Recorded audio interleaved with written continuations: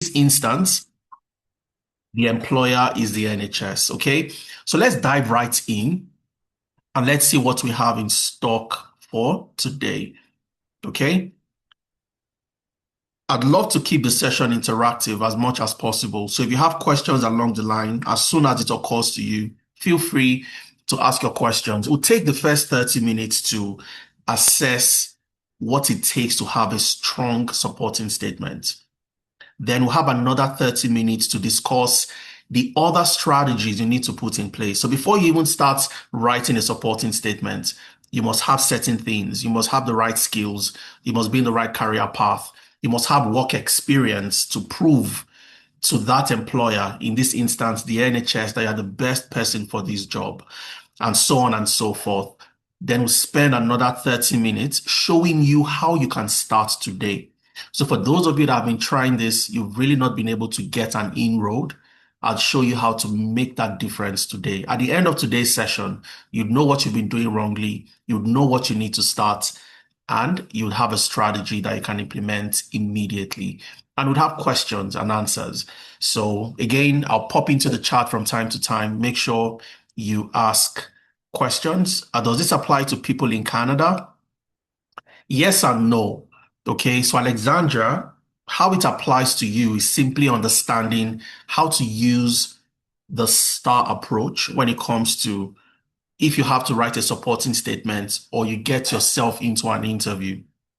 So using the STAR approach gives you the ability to answer questions, especially competency-based questions.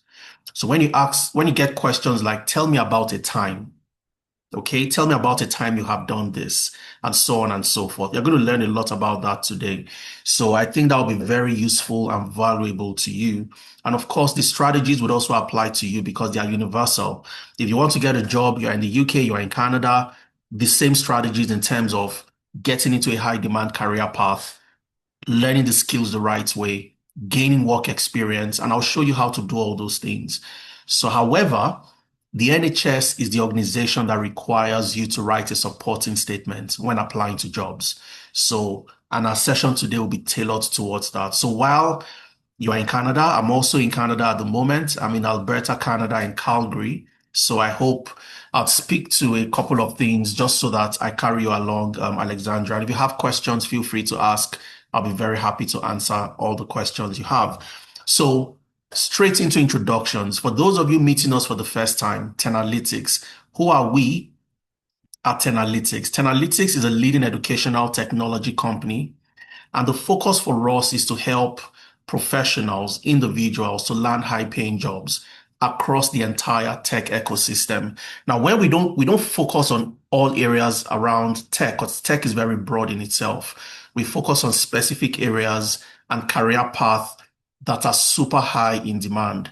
So for somebody in Canada, for example, like Alexandra, or somebody in Leeds, in Dudley, for somebody in Newcastle, in Edinburgh, how do you get into the right career path to get into a high demand role based on your own region?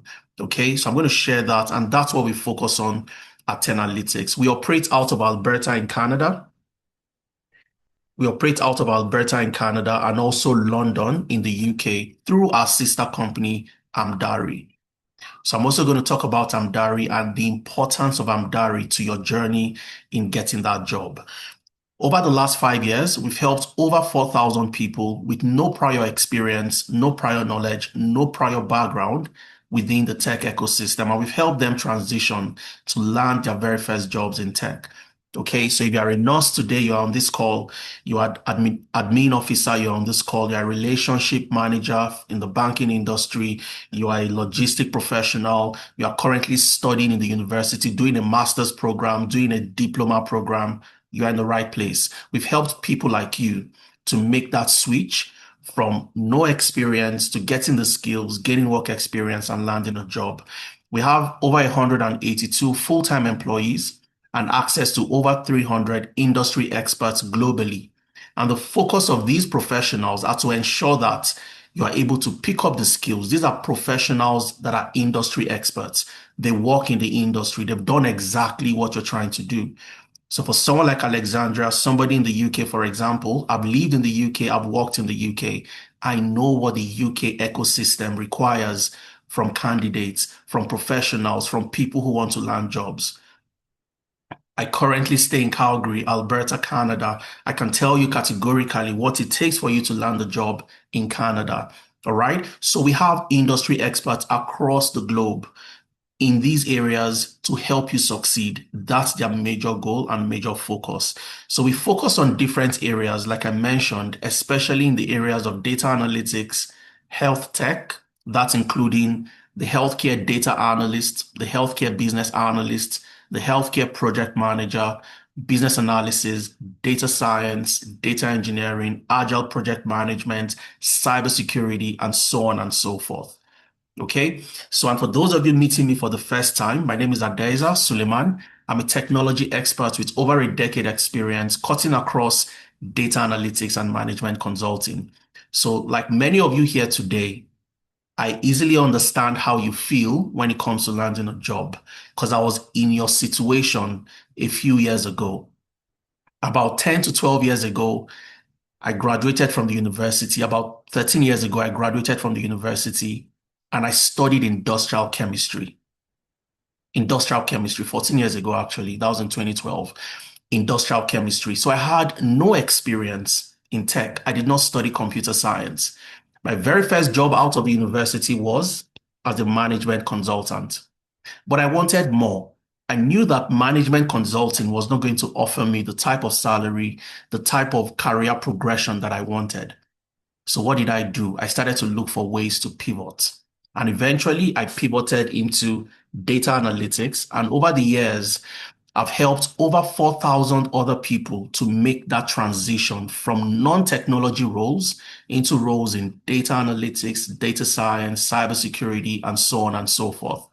And we've used a formula that has been successful, widely successful across multiple regions, from the UK to the US, across Europe to Africa.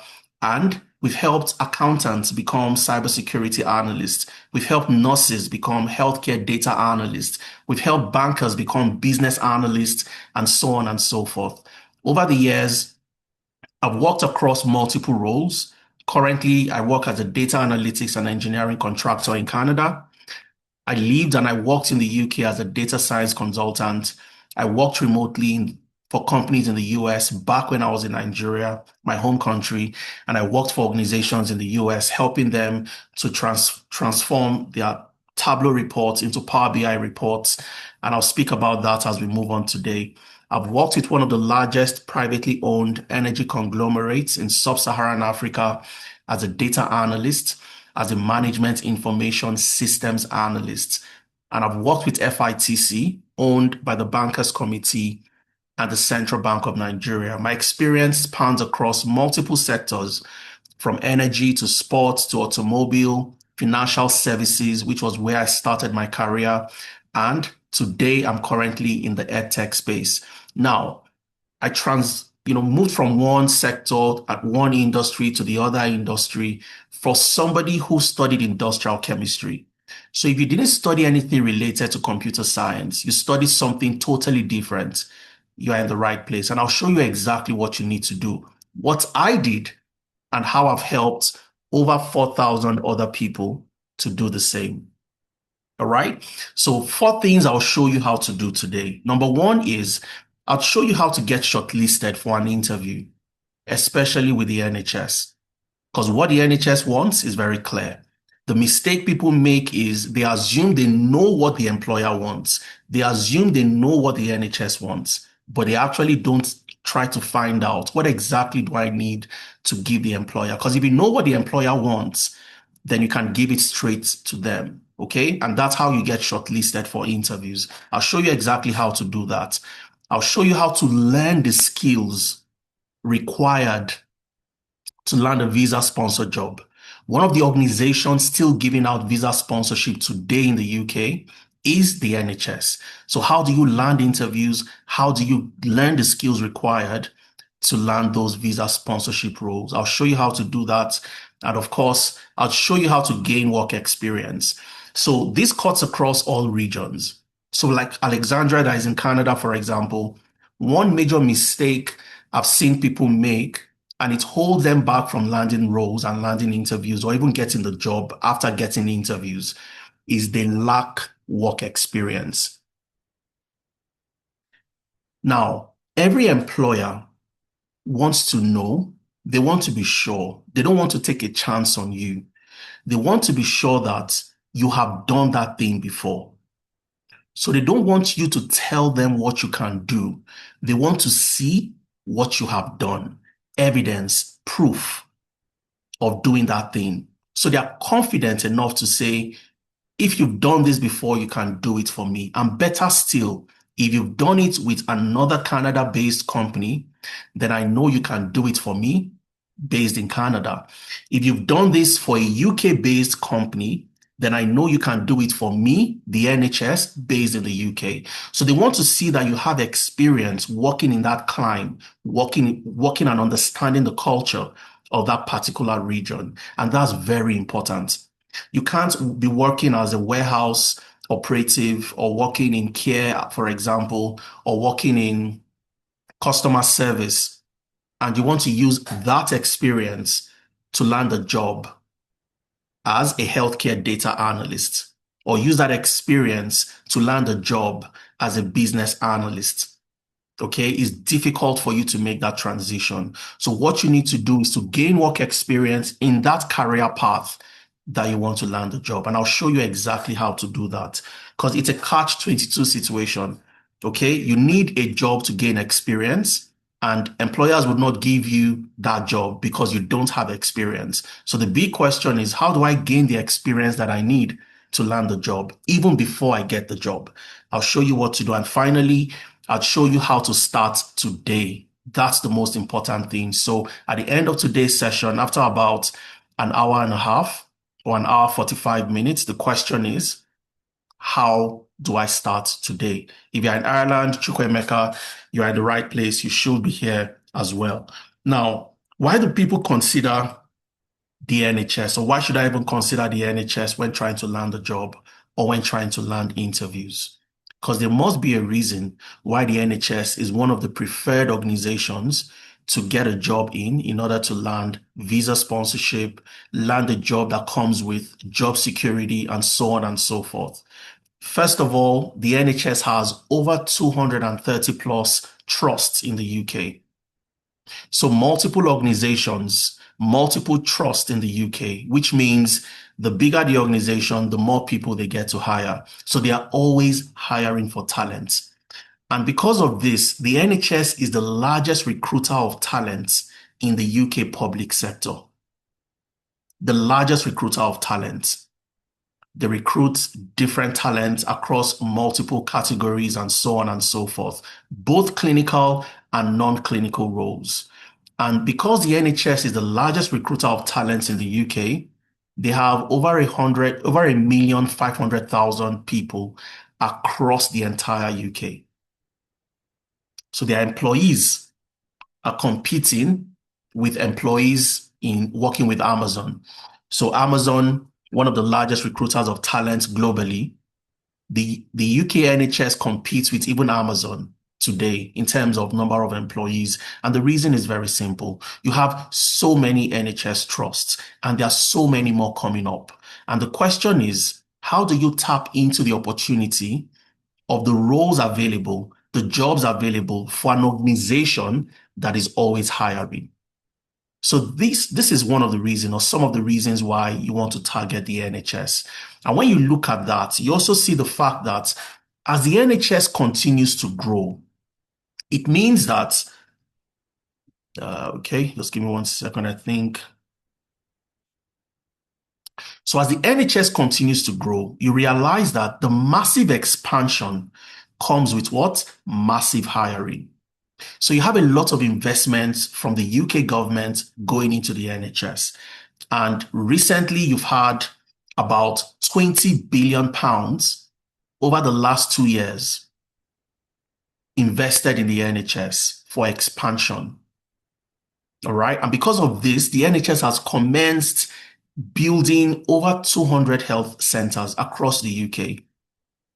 So more health centers, massive hiring, because you need to fill those health centers with employees, with talent across different categories and so on.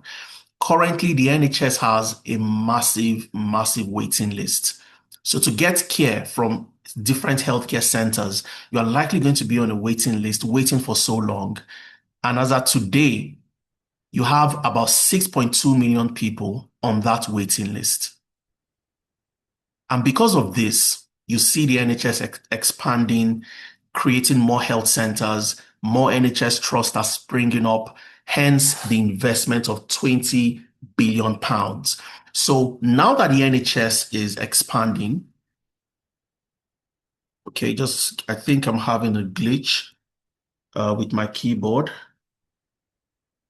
Just give me 1 second and I'll fix that. Technology sometimes can be very confusing. I'm moving forward, but it's moving me backwards. Okay, so I think we are back on track.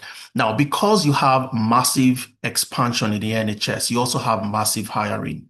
And there is a massive waiting list. So investment into the NHS, 20 billion pounds, building more health centers, expanding across multiple trusts.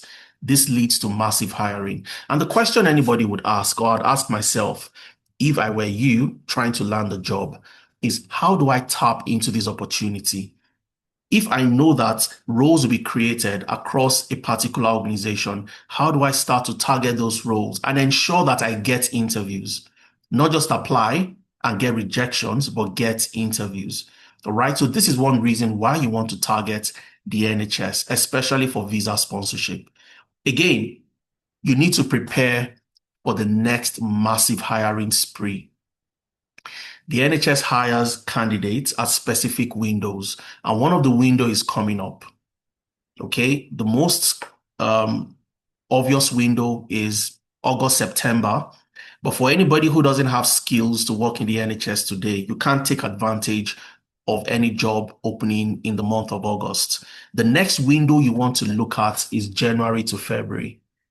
So if you want to land visa sponsorship, you want to land a job between January and February, this is a peak period for hiring within the NHS. And the reason is simple. So the NHS operates a financial calendar or a financial cycle between April to March. So by March, the cycle would reset or the financial year would reset. So what happens typically is before the month of March, okay, that's from January to February, the NHS would want to ensure that if there are roles they haven't filled, they fill those roles. If there are roles they have to replace, they replace those roles. If there are projects they should have started that was approved in the previous financial cycle and they haven't commenced those projects, they have to commence the projects. So because of these, what do? They start hiring candidates. Massive hiring occurs around January to February. All right. So you want to take advantage of the next hiring window and ensure you are prepared to get the jobs that will be available. And of course, the NHS is a sponsorship machine. Given all the different roller coaster when it comes to immigration changes in the UK, the NHS is still one of the organizations that would offer you sponsorship. But now they're a little bit more, they've tightened a lot of their requirements. And the reason is they don't want to get candidates that would come into the NHS and would not offer them value or deliver value from day one. It's more expensive to sponsor a candidate today. And because of this, organizations are tightening their requirements to ensure that if I'm going to sponsor you and bring you into my organization, I must be rest assured that you will deliver value from day one. So looking at that, the NHS has sponsored about 188 trusts within the NHS, has sponsored over 82,000 COSs over the last 12 months. So this is a sponsorship machine. And if I need to get sponsorship, if I need to get a job, then I should target the right organizations that would offer me that job and offer me the opportunity for sponsorship. That's why you want to target the NHS. Now, Tenalytics has over 237 alumni working with the NHS. They're all on visa sponsorship. And the question is, how did they get there? Okay, how did they get these jobs? How did 237 plus alumni from Tenalytics get visa sponsored jobs with the NHS? And that's what I'll be showing you today. And it doesn't matter where you are, it doesn't matter the country, you would learn one or two things when it comes to the job application process. So if you sit back, relax, take out every distraction, you would learn one or two things from today's session. And I'll show you how 237 alumni got jobs with the NHS. And these are all non-clinical roles. So you have roles like information analysts, you have roles like business architects. You have roles like healthcare data analyst, pathology data analyst, clinical data analyst, health informatics support worker, and so on and so forth. And you'd see some of these professionals and how they were able to get the job. All right. And I'll share a couple with you. First of all, Uzoma. Uzoma got a job as an information analyst. He joined us sometime last year in 2025. He joined the Health Tech Analyst program in October 2025. 4 months into the program, he landed a job with the NHS as an information analyst. And this is Uzoma's reference request. So whenever you get a job or get an offer with the NHS, they always would send a reference request. All right. And the reference request is very simple. The reference request is to identify that you are who you say you are. Where have you worked before? Okay. So you'd see the NHS writing to me, Adeza Suleiman. Okay. You'd see Adeza Suleiman, Tenalytics, and so on and so forth. I'm going to come back and explain the details of this and why it matters a whole lot. But that's Uzoma's story. Uzoma had no experience within the tech ecosystem. Uzoma wanted to land a job, and not just any job, a job with visa sponsorship. So he came to us in October last year, joined the Health Tech Analyst program, and 4 months into his program, before he even completed the program, he landed a job as an information analyst with the NHS. And then you have Morenike. Morenike G got a job as a health informatics support worker. Now, what did Morenike do? Morenike joined the health tech analyst program as well and landed a job in May. Joined in January 2026 and landed a job in May 2026, 5 months after joining. You have somebody like Ahmed. I'm going to double down. You are here to use the restroom. No, you can't do that. Sorry, stop. Sorry about that. I just muted everyone so we don't have any distractions. All right. So Ahmed, I'll double down on Ahmed's story a little bit more. Okay. Ahmed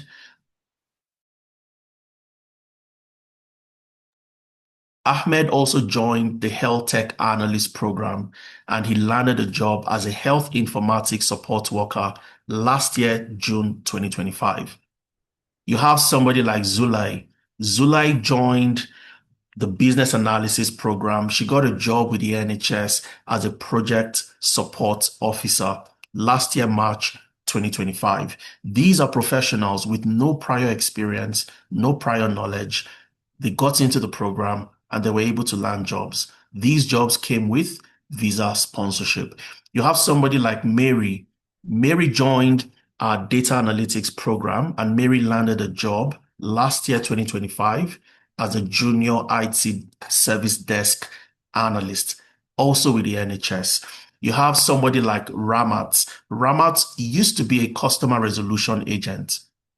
She did customer service, but she knew that there was no way she would get a progressive career out of customer service. There was no way she was going to get visa sponsorship from customer service. So what did she do? She joined the business analysis program and Ramat landed a job as a business architect with the NHS.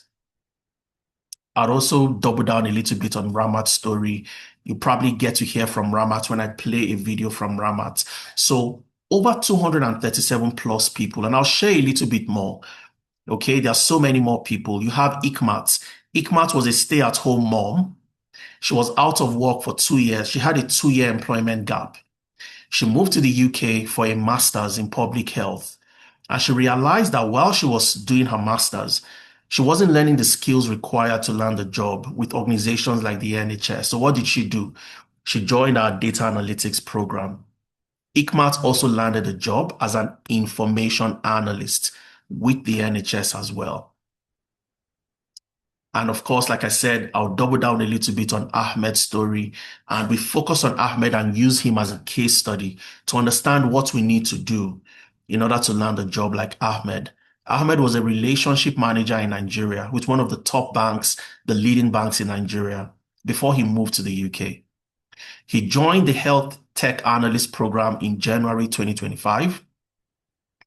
And in June, 6 months after joining, he landed a job as a health informatics support worker. Health informatics support worker.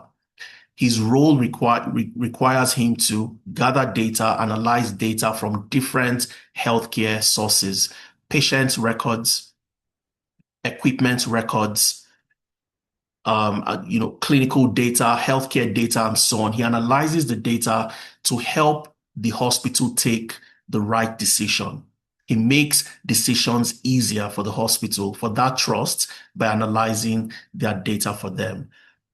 How did Ahmed get this job? For somebody who worked as a relationship manager, how did he get a job in healthcare? How did he get a job as a health informatics analyst? What did he do? All right. So the NHS would always want something from you to qualify for an interview. They want you to provide them with something. Most of the time, people don't provide that thing and they lose the opportunity to get interviews. So I want you to always think about what the employer wants from you and give it to them. And one of the things we'll be dissecting today that the NHS would want from you is your supporting statement. Okay, supporting statement. It's extremely important. And we're going to look at how to write the best supporting statement to land you that interview. That's the focus for us today. Okay, so when looking at the supporting statement, looking at what the NHS wants from you, there are other things apart from the supporting statement when analyzing a particular job role within the NHS. And we're going to do a very quick case study. I'll take a real job from the NHS job board, would look at that job, would identify the things I'll be speaking about one after the other. So by the time we are done, you know exactly how to do the same after today's session. All right. So before we even get into the supporting statement, one of the things the NHS would do, which is like a scorecard for you to determine if you get that interview or not, is the person specification. So for every job, there is a job description, okay, generally across board. So it doesn't matter where you are, it doesn't matter the organization, there is a job description. However, the NHS takes it a step further to break the job description into what? Person specification. The exact person that they want. The essential skills and the desirable skills. So the skills you must have and the skills that they desire. If you don't have it, it's okay, but you have the essential skills that you must have. So what people do most of the time in applying to jobs with the NHS is they focus on the essential and they ignore the desirable. And that's a big mistake. You must focus on both the essential and the desirable. And I'll show you exactly what this looks like and what it means. All right. And when you look at the person specification, you have different criteria. You must pick each criterion and address them one after the other. So let's assume that this NHS trust wants to hire an information analyst. They want an information analyst. And part of the things they want is for you to demonstrate. They would want you to demonstrate that you can forecast, you can create predictive models, you can forecast the future, You can tell them how many patients are likely going to visit a particular trust, a particular health center in the week. So, and showing that you can do that using Excel, for example. Now, when they write that as a requirement or they write that as an essential criteria, you pick that and you flesh it out and show them how you fit or match that particular criterion. So you must show how you have built forecasting models or predictive models using Excel. You've done a logistic regression. You've built a simple linear regression. You must show how you have done forecasting in the past. Where did you do it? How did you do it? What exactly did you do? And what was the impact of the work that you did for every single criteria? Now, when you've done that with all the essentials, you then go to the desirable. And like I said, we'll do a little bit of explanation and then we'll go to a real job and we'll start to see how to analyze that job. The second thing you must do, like I've mentioned already, is you must read the job description in detail. And I was speaking to an NHS recruiter about, that was last year, early last year. And the recruiter told me something and said, hey, Adeza, when people apply to jobs, what we expect from them, if possible, write the keywords word for word. So, which means if I say I want somebody who has SQL, can write case statements, or can write window functions in Excel, or common table expressions, when you are writing your supporting statement, match it word for word. I can write SQL case statements, or I can write SQL Windows functions, or I can write SQL common table expressions, where you did it, how you did it, what exactly you did, and the impact of what you did. Match the criteria word for word, if possible. And you'd see that how it plays out eventually. So this also applies to anybody, anywhere. You must look at the job description. And when you are tailoring your application to that job, you must match them word for word as much as possible. And I'll show you how to do that creatively. That doesn't seem like you just copied and pasted. Okay. And of course, the NHS does not want your CV. They want a supporting statement. And that's why we are here today. So the CV is not very important. Your supporting statement is. So how do you write the supporting statement? And why is the supporting statement more important than the CV when it comes to NHS applications? Very simple. Looking at the CV gives you a chronology of all the things you've done. The supporting statement gives you the opportunity to show evidence and to show proof that you've done those things before. So you can have a CV and say you summarize your entire career history, but the NHS wants you to do what? Address each person's specification. So they want somebody who can use Power BI for dashboarding or Power BI for business intelligence. You might have that on your CV, but the supporting statement that the NHS wants from you gives you the opportunity to do what? Expand on that. Tell me exactly how you build dashboards or how you use Power BI for business intelligence. So you're not just summarizing your career history, you are addressing them in detail. The CV would allow you list your skills, your roles, your responsibilities, and so on. But the supporting statement would give you evidence, the opportunity to provide evidence, to sound intelligent, and let them know that you can do that thing they require from you by giving them real examples.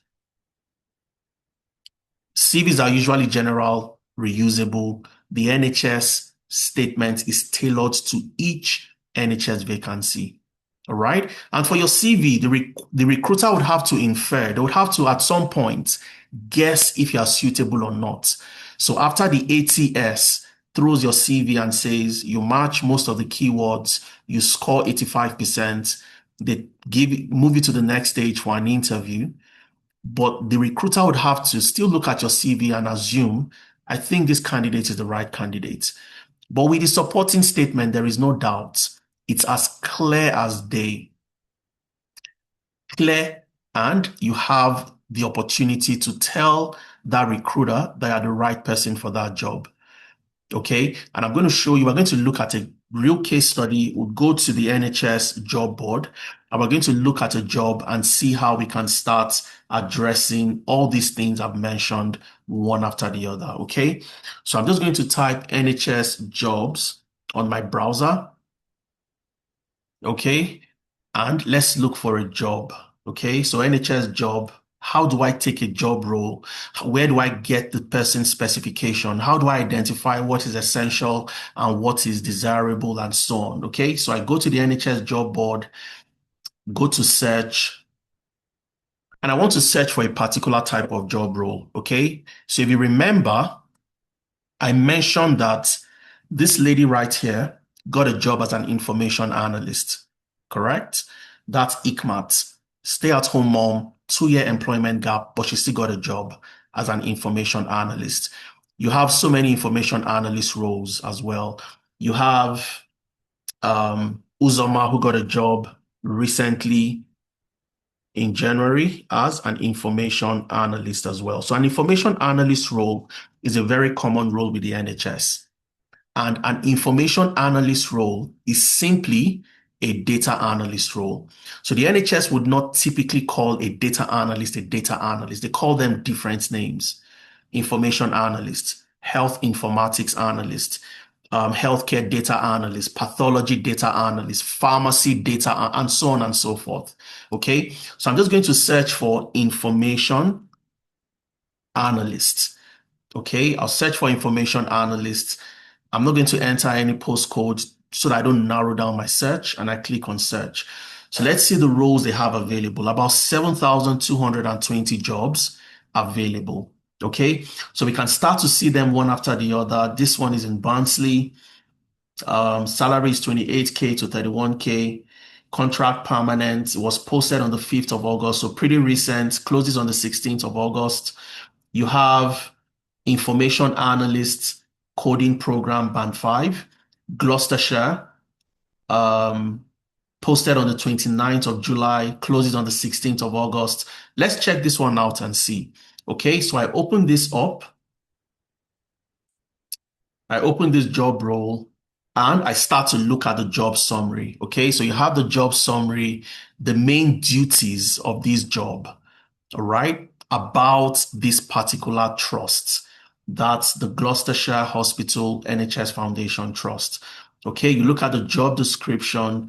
Most of the time, you'll get to see supporting documents. They are extremely important. The supporting documents would show you, like if you read this carefully, you'd see job description and person specification. Okay, and if you click on that, it downloads that document for you. So I'm going to open up the document and we'll look at it together very quickly. Okay, so we'll look at it very quickly and see for this particular role, where do we find the person specification and the rest. So this is the document, information analyst band 5, job description. Okay. All right, so let's scroll down a little bit. So you can see about us, about that particular trust. You can see who you report to. You report to the information analyst, the business intelligence unit. It's a full-time job. You have the job summary, the key knowledge and experience, the main duties and responsibilities. All these things are extremely important when applying to the NHS job. Okay, now what am I looking for? I'm looking for where I have the person specification. It's one of the most important things when it comes to your job application process. Okay, so the person specification simply means this is the person we are looking for. If you meet all these criteria, you get in, at least for an interview. All right, so we look at the job title, department, the band, and we look at all the details. And what I want to focus on here are two things. Number one, what is essential and what is desirable. And the second thing I want to look at is how it is assessed. So how will I be assessed? Based on the person specification, the requirement for this role. How will the NHS assess me? Because if I know how I will be assessed, I can prepare effectively for that assessment. And you have two ways this role will be assessed: through interviews and through the job application. And in some case, you have a combination of the two, both interview and the job application. So we pick them one after the other. All right. Qualification, you need to have a bachelor's degree or an equivalent education level, which means you need to be a university graduate and so on and so forth. That is essential. Essential. And how do they determine or assess this particular criterion? Application. So A is for the application, I is for the interview. All right. So we go to the next, knowledge and skills, and you see the intermediate knowledge and highly skilled in the use of Microsoft Excel. Intermediate knowledge and highly skilled in the use of Microsoft Excel. It is essential. And how will it be assessed during the interview? So what this simply means is you'd definitely have an assessment. You definitely have a case study during your interview where you'd have, most likely, when you put in your application and you qualify for the next stage, you'll be sent a case study, an Excel case study. You'll be asked to complete that case study and you'll make a presentation on the day of the interview. And they would ask you questions on the things that you did. Now we look at the second one: analytical mindset and ability to explain trends and themes in data. Analytical mindset and ability to explain trends and themes in data. It is what? Essential. How will this be assessed both during the interview and your application? So which means your supporting statements must clearly contain how you portray yourself as somebody who is analytical, how you have explained trends in the past, how you have been able to identify themes within data sets that you've analyzed. You must show this during your application and also during the interview. So you know what to prepare for during the interview, but how do you do this during your application?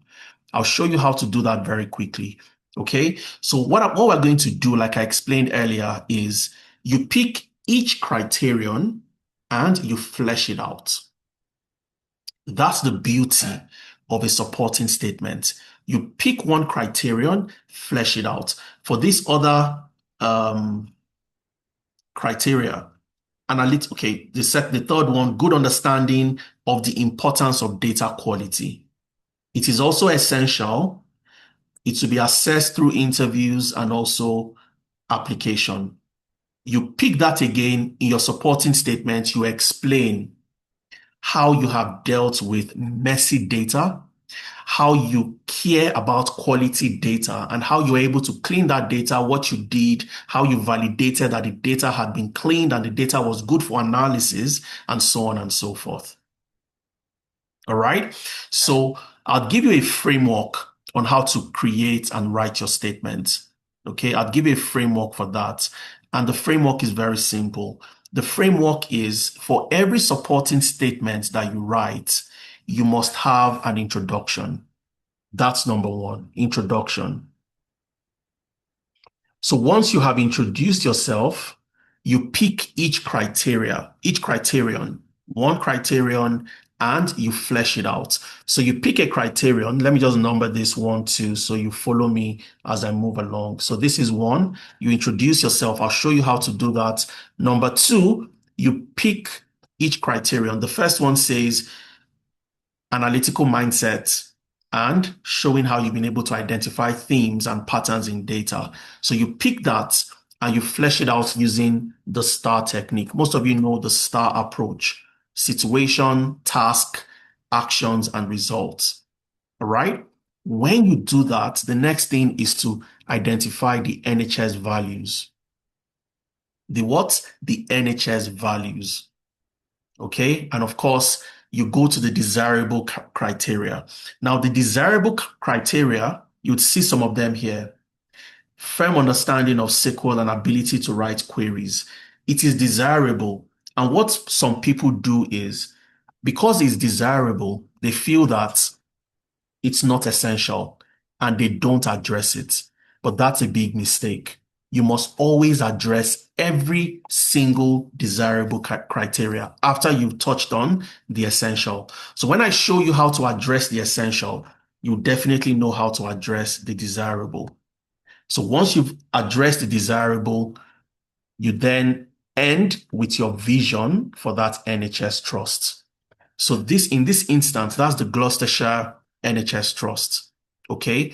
So how do you show to them that you are in tune or in line with their vision? This is what you offer and bring to the table to help them get to that vision. And so a lot of people don't know this, but I'll show you how to get their strategy document that gives you everything they want to do. And all you have to do is just pick that and align it to your supporting statements. Okay. So let's start with the introduction. How do you introduce yourself? Who are you? And why are you a fit for this particular trust? Okay. Now, most of you you'll be in a different career path, just like Ahmed, who was a relationship manager. But Ahmed got a job as a health informatics support worker. So the question is, what did Ahmed write in his introduction? His introduction looked like this. I am a healthcare data analyst with over 2 years of experience delivering quality information services that support performance monitoring, activity planning, and strategic decision making. Now, if you notice all the areas I've highlighted, these are all keywords in that person specification. Activity planning, strategic decision, performance monitoring. Okay, in my current role at Amdari, remember I said I'll tell you the reason why Amdari is very important. In my current role at Amdari, I use business intelligence software like Power BI, SQL database interrogation, advanced Excel, statistical analysis, and forecasting model to interpret complex healthcare data.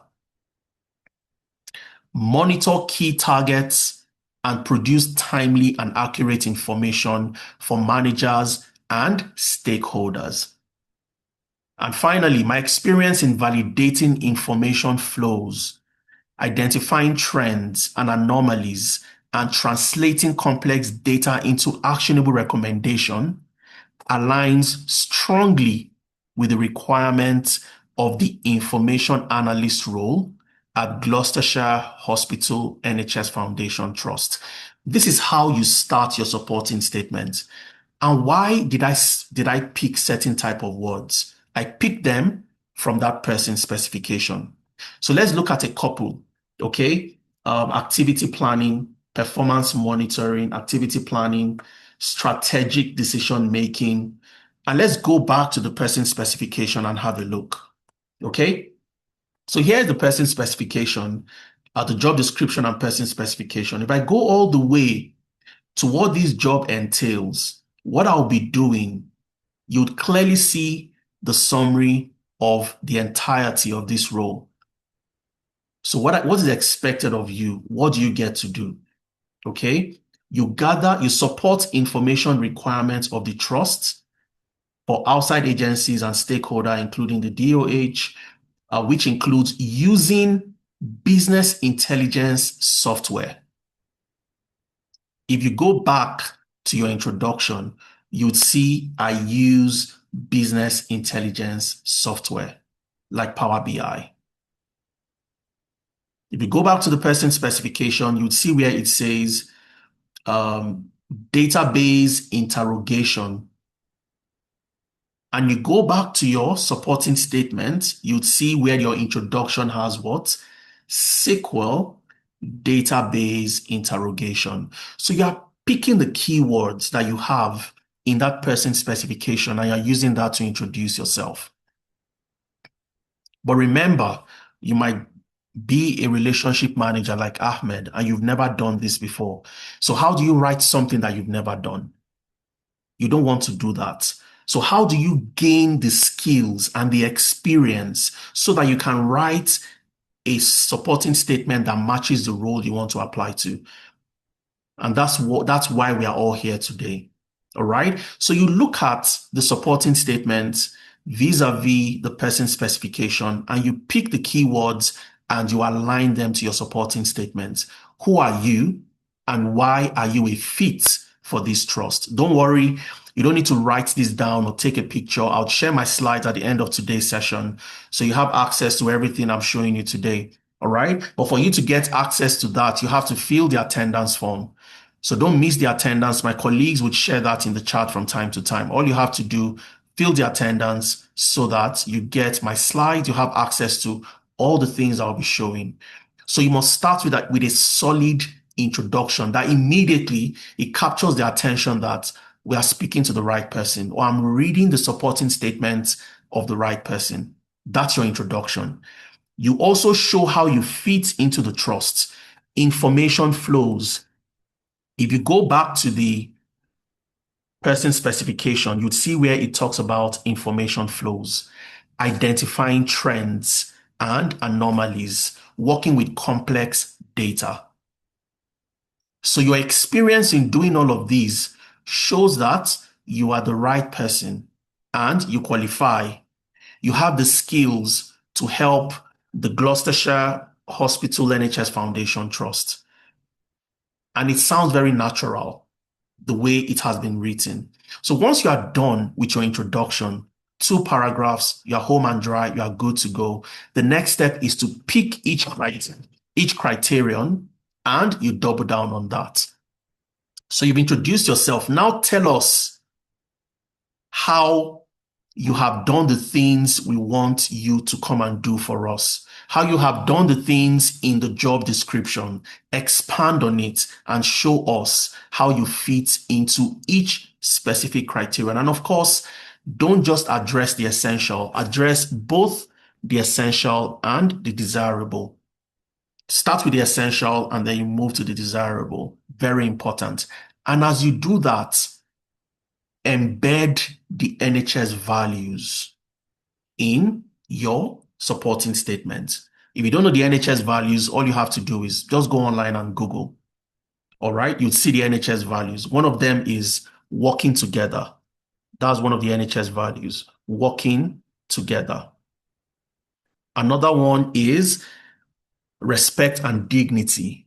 Respect and dignity. There are 6 of them.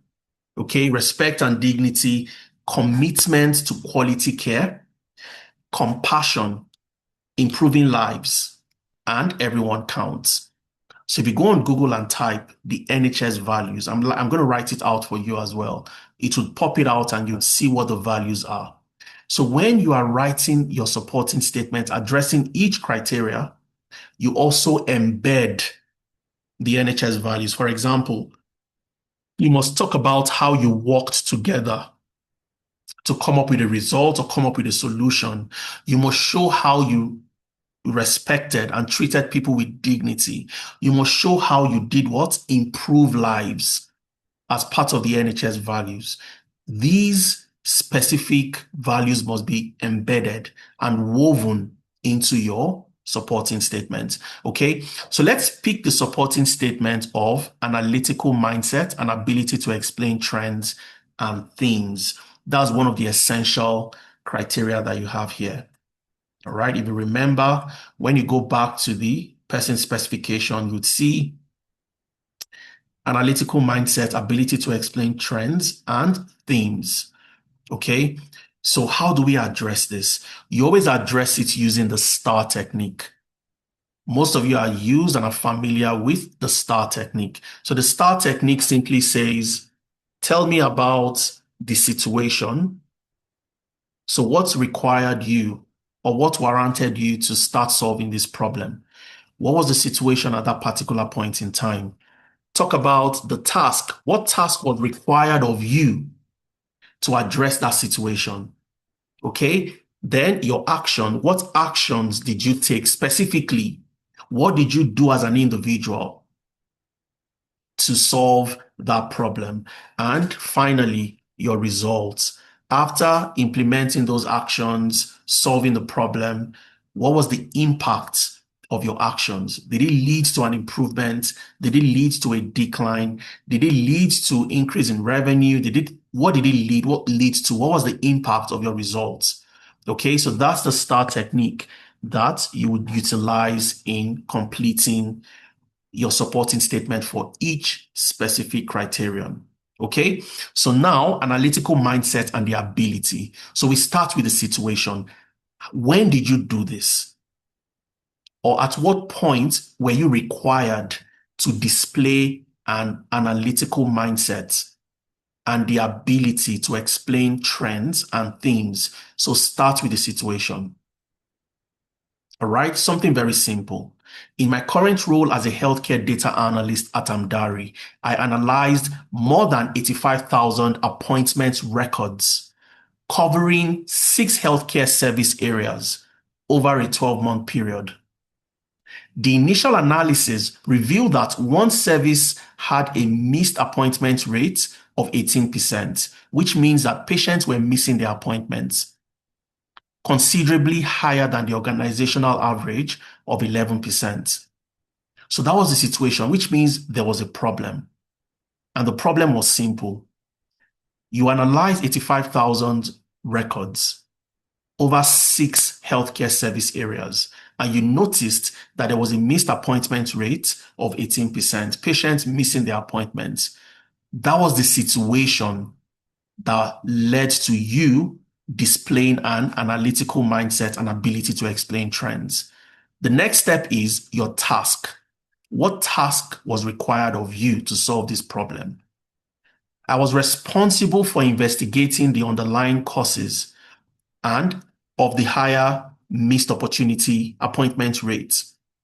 So your task was, I was responsible for investigating the underlying causes of the higher missed appointment rates, clearly communicating the findings to stakeholders and recommending practical actions to improve service performance. So there was a problem, and your role was to do what? Investigate, find out why do we have high missed appointments. When you've done that, communicate to the stakeholders and recommend what needs to be done to improve the appointments from the patients. So what were your actions? What did you do? This is where you flesh out everything that you did. What tools and technologies did you use? What process or framework did you implement?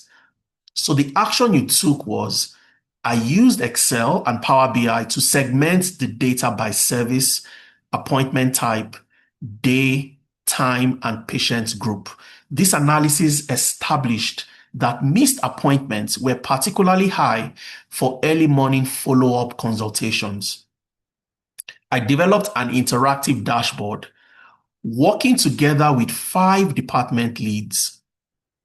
I listened to their requirements to ensure that it was captured in my dashboard. And I presented the findings to 12 clinical and operational stakeholders, translating the statistical trends into clear service implications. I recommended targeted appointment reminders and a review of the scheduling arrangements for follow-up consultations. Now, I want to pause and mention something very important that is easy for anybody to miss. Remember, I talked about the NHS values. Number 1 is working together for the patients. You work together for the patients. That's number 1. Number 2 is respect and dignity. Number 3 is commitment to quality of care. Number 4 is compassion. Number 5 is improving lives. And number 6 is everyone counts. So how do you show when explaining each criterion that you also embody the NHS values.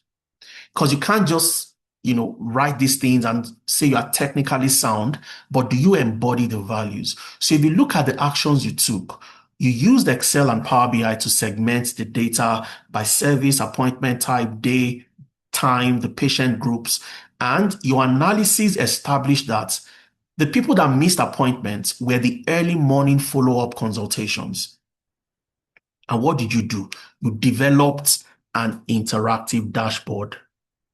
Working together with 5 department leads. Working together with 5 department leads. One of the NHS values. Working together for patients.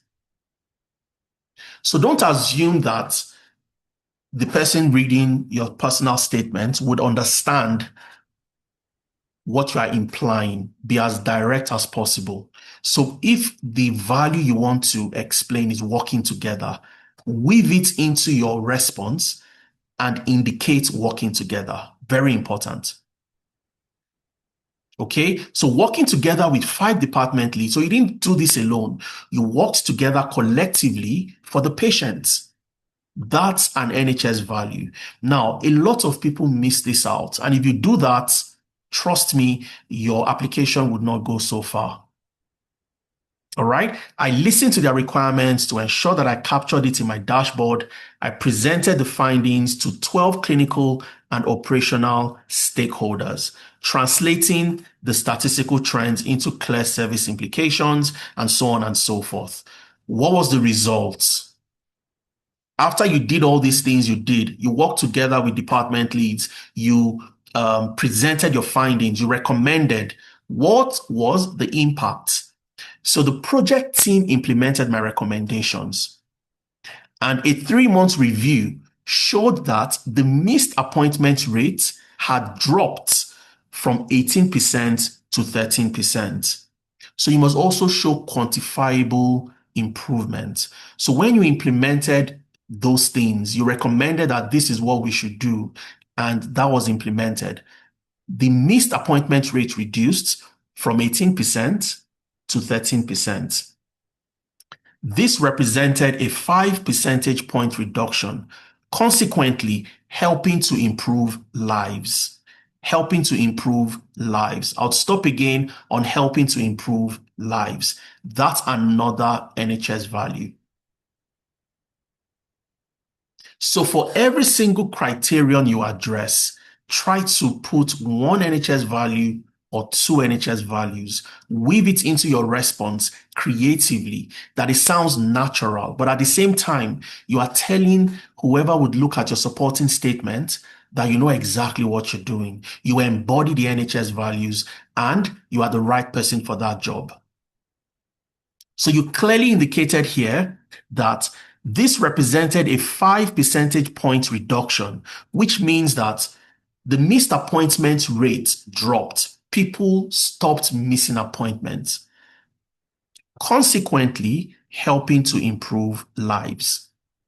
You've embedded another NHS value. The project demonstrates my ability to interrogate complex healthcare data, explain trends to different audiences, and produce actionable intelligence that delivers measurable service improvement. So what you've done with this, you've picked an essential criteria of what? Analytical mindset, ability to explain trends and themes in data. And you've explained exactly how you did it. There is no assumption. You could go into the interview and they would ask you a question about this, and there is no assumption that you've done it or not, because you have done it. That's the beauty of a supporting statement. That is how you show proof that you're the right person for the job. I'm not telling you what I can do. I'll tell you what I have done. And this is what I've done that aligns with that particular person specification that is essential. Okay? And that is how you address each criterion from start to finish using the STAR technique. And if you look at what we've done, we also embedded the NHS values. How did we embed the NHS values? working together, and again, helping to improve lives. So if you want to get the NHS values, very straightforward. All you need to do is you can just search for it. Okay. So I can go on Google and say NHS values, or what are the NHS values? Okay. What are the NHS values? Okay. If I enter that, let's open this and see. So you see everything I've been saying so far. You'd see them here shortly. All right. So what are the NHS values? This is from an NHS website. Working together for patients. Okay. Respect and dignity, commitment to quality of care, compassion, improving lives. Everyone counts. These are the values. So always embed it into your supporting statement is extremely important. So when you've done that, you now go to the desirable criteria. Okay. So because of time, we're not going to do this on the call, but if you go to the desirable criteria, you'd see one of them is what? So after you've done all the essential, you go to what?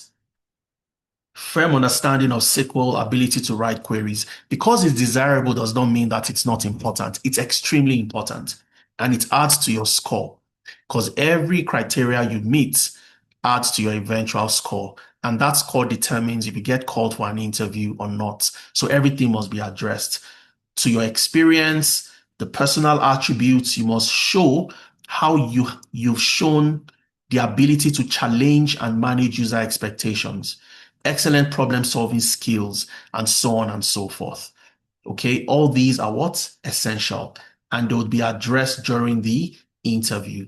So you know exactly what to prepare for. And this is how we prepare our participants for the job, for the interview. So when I say 237 alumni work with the NHS, the reason why we have been so successful in helping people get jobs like pathology data analyst, information analyst, business architect, um, clinical data analyst, health informatics support worker is simply because we take this as a Bible, the person specification, and we show you exactly how to prepare, what you need to do, and so on and so forth. Now, the final part of your supporting statement, remember you have the introduction. The middle part is where you address all the different criteria, essential and desirable. And the ending is where you show a vision for that trust, the vision for the trust. And your vision is simply how you come in to help this trust achieve its future goals, objectives, and so on. But how on earth do you know that trust's vision? What do you know in terms of what they want to do? All right. A very simple way of doing it is this, and it's as straightforward as possible. So how do I tell this person that I know what they want to do, and because of that, I can showcase what they want and how I can fit into it?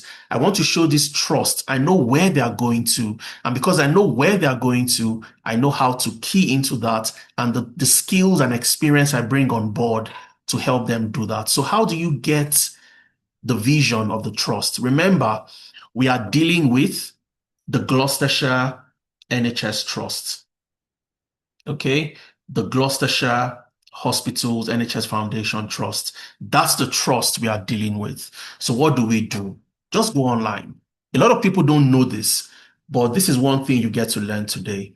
And this applies to any organization you're trying to get a job with. You're preparing for an interview.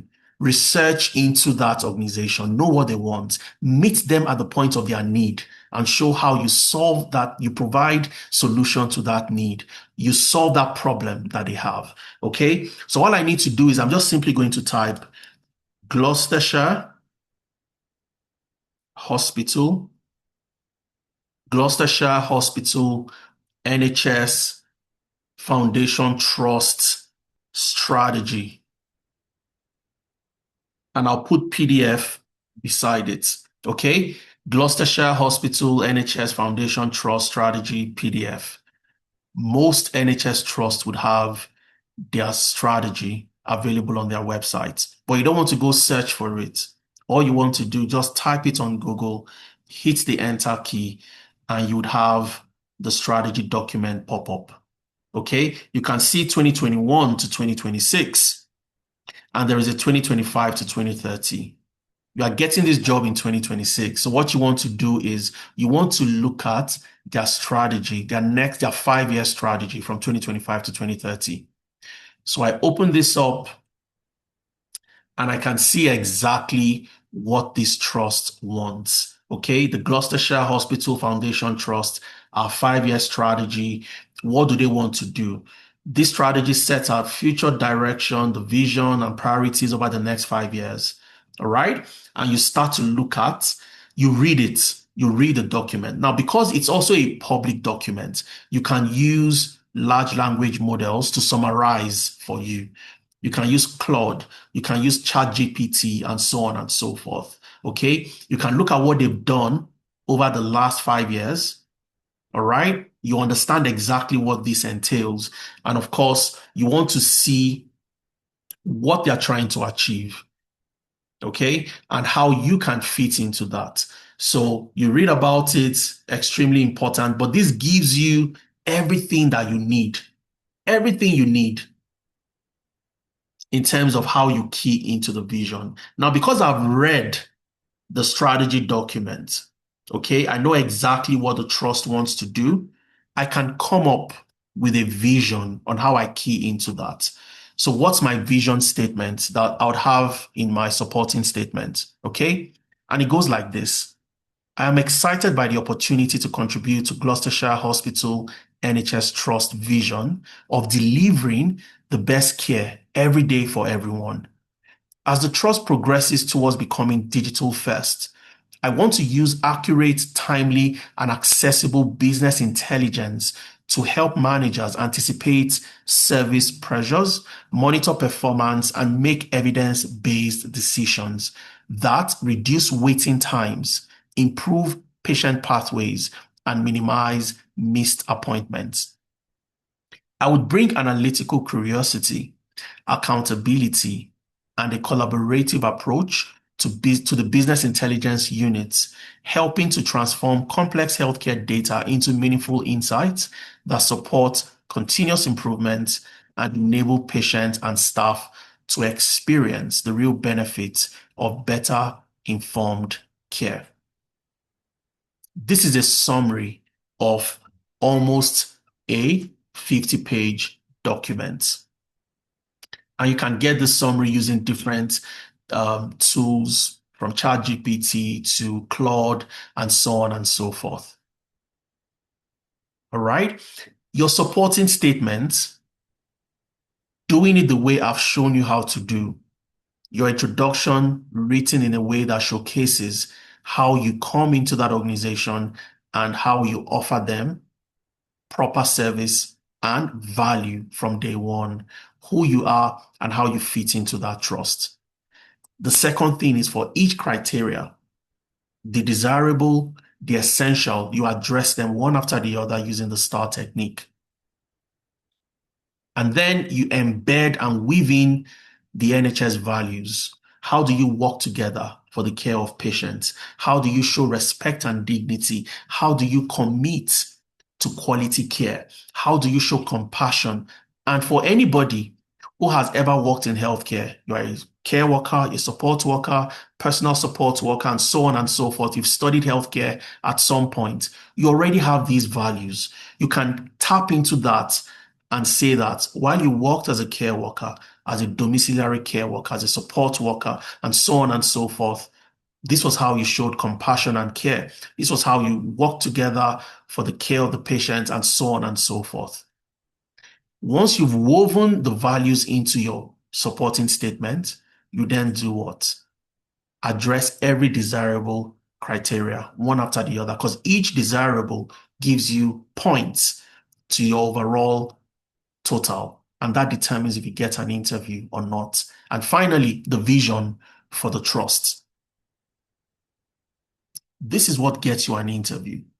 You must always leave the recruiter with a picture of what you'd contribute to that trust, on showing them that you understand their priorities and how your skills will benefit not just the trust, but also the patient and the kind of employee you intend to be. Extremely important. Once you've been able to achieve all of these, the question is, how do I even start to apply to jobs like this? If you've learned one or two things today, just type in a yes into the chat. I'd like to know before we go on with the rest of our session. Just type in a yes. I want to know if we're all together, we are following. Brilliant. Adeton, Tochi, Ofure, Helen. Let's get more feedback. Absolutely fantastic. Now, within the next 30 minutes, what I'll show you is I want to get a job with the NHS, okay? But today, I don't have any skill. I don't have any experience to get that job. So what do I do? How do I introduce myself and say that I am a healthcare data analyst? That's the big question. How do I talk about how I have analyzed healthcare data? How do I show that I can do business intelligence using Power BI? How can I speak about these things if I have never done them before? This is how you get it done before you even start applying for jobs. Same with how Ahmed, remember I said we'd use Ahmed as a case study. Ahmed, who was a relationship manager, but today is a health informatics support worker. Using the strategies I just showed you, we prepped Ahmed for his interview, showed him how to write his supporting statements, and he got this job. But before all of that even started, the application started, what did Ahmed do? Ahmed got into a career path that was eligible for within the NHS. So the NHS would want different um, employees across multiple categories, clinical, non-clinical. So the first thing you must do is you must get into a career path that the NHS wants. So if we go back to that page, the NHS job board, if you remember, when I did a search for information analyst, it gave me about 7,000 jobs. We can filter down based on the salaries and so on and so forth. Does it come with sponsorship? And it would reduce the number a little bit. You can also search for roles like what? Data analyst. And when you do that, you see 3,251 jobs. You can search for roles like what? Business analyst. And you'd see different roles, 3,516. You can search for roles like project manager, and you'd see multiple roles, 10,213. So the first thing you must do is my career path eligible to get a job with the NHS? Is it in high demand? If I have these skills and experience, can I get a job? Yes or no? It's a very simple answer. The answer must always be yes. So that was the first thing Ahmed did. To get a job in the NHS, I need to have healthcare knowledge. I need to have worked with healthcare data. So what did he do? He joined the health tech analyst program. So that's the first thing you want to do. So just write it down. Okay, make a note of it. Career eligibility. The career you choose, you get into a high demand career path. You make it 10 times easier for an employer to find you because you have skills that employers are already searching for. And in the NHS, you have different type of roles. You have the clinical roles and you have the non-clinical roles. Most people know about the clinical roles, but there are non-clinical roles like I've shown you today. Information analyst has nothing to do with clinical responsibilities. The clinical roles includes the nurses, the GPs, the doctors, the physios, the radiographers, paramedics, the pharmacists, the biomedical scientists, and so on. Those are clinical routes. The non-clinical route can be done by anybody. You could have worked as a nurse, but become an information analyst. You could have worked as a support worker, a care worker, and become a healthcare data analyst, and so on and so forth. So you have the data analyst roles, information analyst, healthcare data analyst, pathology data analyst, and so on and so forth.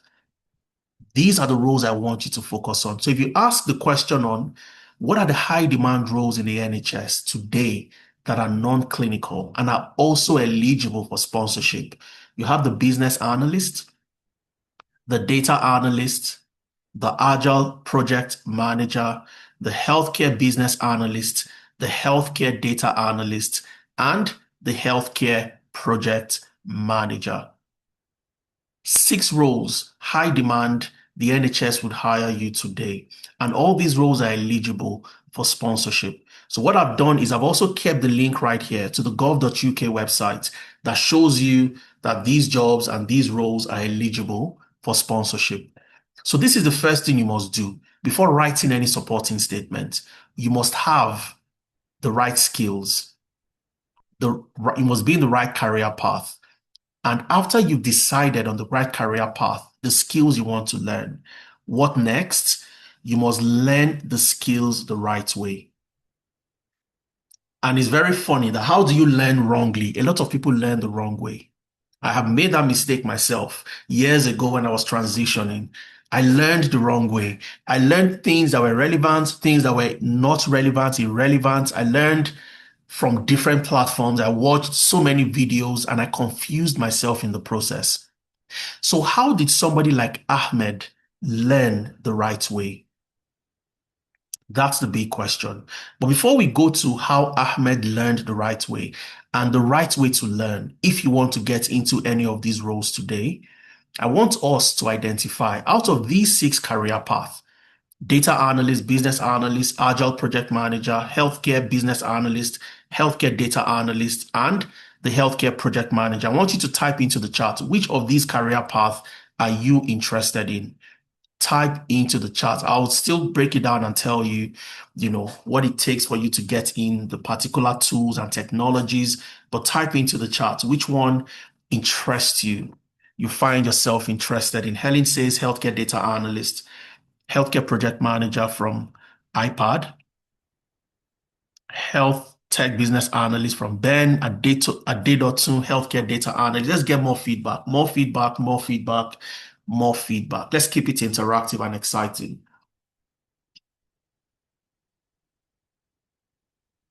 Okay, PC says data analyst. Oluwatobiloba says agile project manager, business analyst from ASOS. Olabisi, data analyst. Ifeanyi, business analyst. Fantastic. That's the very first thing you want to do. Identify one of these career paths and you get into it very hard. The next thing you want to do is learning the right way. And I asked the question, how did Ahmed learn? I'll tell you exactly what he did and how we ensured that on day 1, Ahmed knew how to do the job. The best way to learn is you learning. And the day you get that job, you know exactly what to do. Nobody needs to give you additional training. All you need to do is have a very good understanding of the organization's data. Where is it stored? Who do I report to? What are the dependencies related to my role? And so on and so forth. But on day 1, you know exactly what to do. That's the best way to learn. And the only way you can learn and know how to do the job on day 1 is by doing what? Learning in a project-based environment, which means you learn by doing the job. So you want to become a project manager, you must manage projects when you learn. You want to become a healthcare data analyst, you must analyze healthcare records and healthcare data before you get that job. Because when you learn by doing the job itself, you know how to do the job on day 1. When you get into interviews, you speak so confidently because you've done those things before. And I'll show you how this plays out practically. And the second thing is when you've learned in a project-based environment, you've learned by doing the job. Don't keep it to yourself. Show it to the world by building a portfolio and showcasing that portfolio. Okay, so I'll show you what this means practically so you understand exactly how to embed this. Okay, so what we do at Analytics when you learn with us is you learn by doing the job. So Ahmed was in a class that looked like this. I'll show you one of Ahmed's Power BI classes.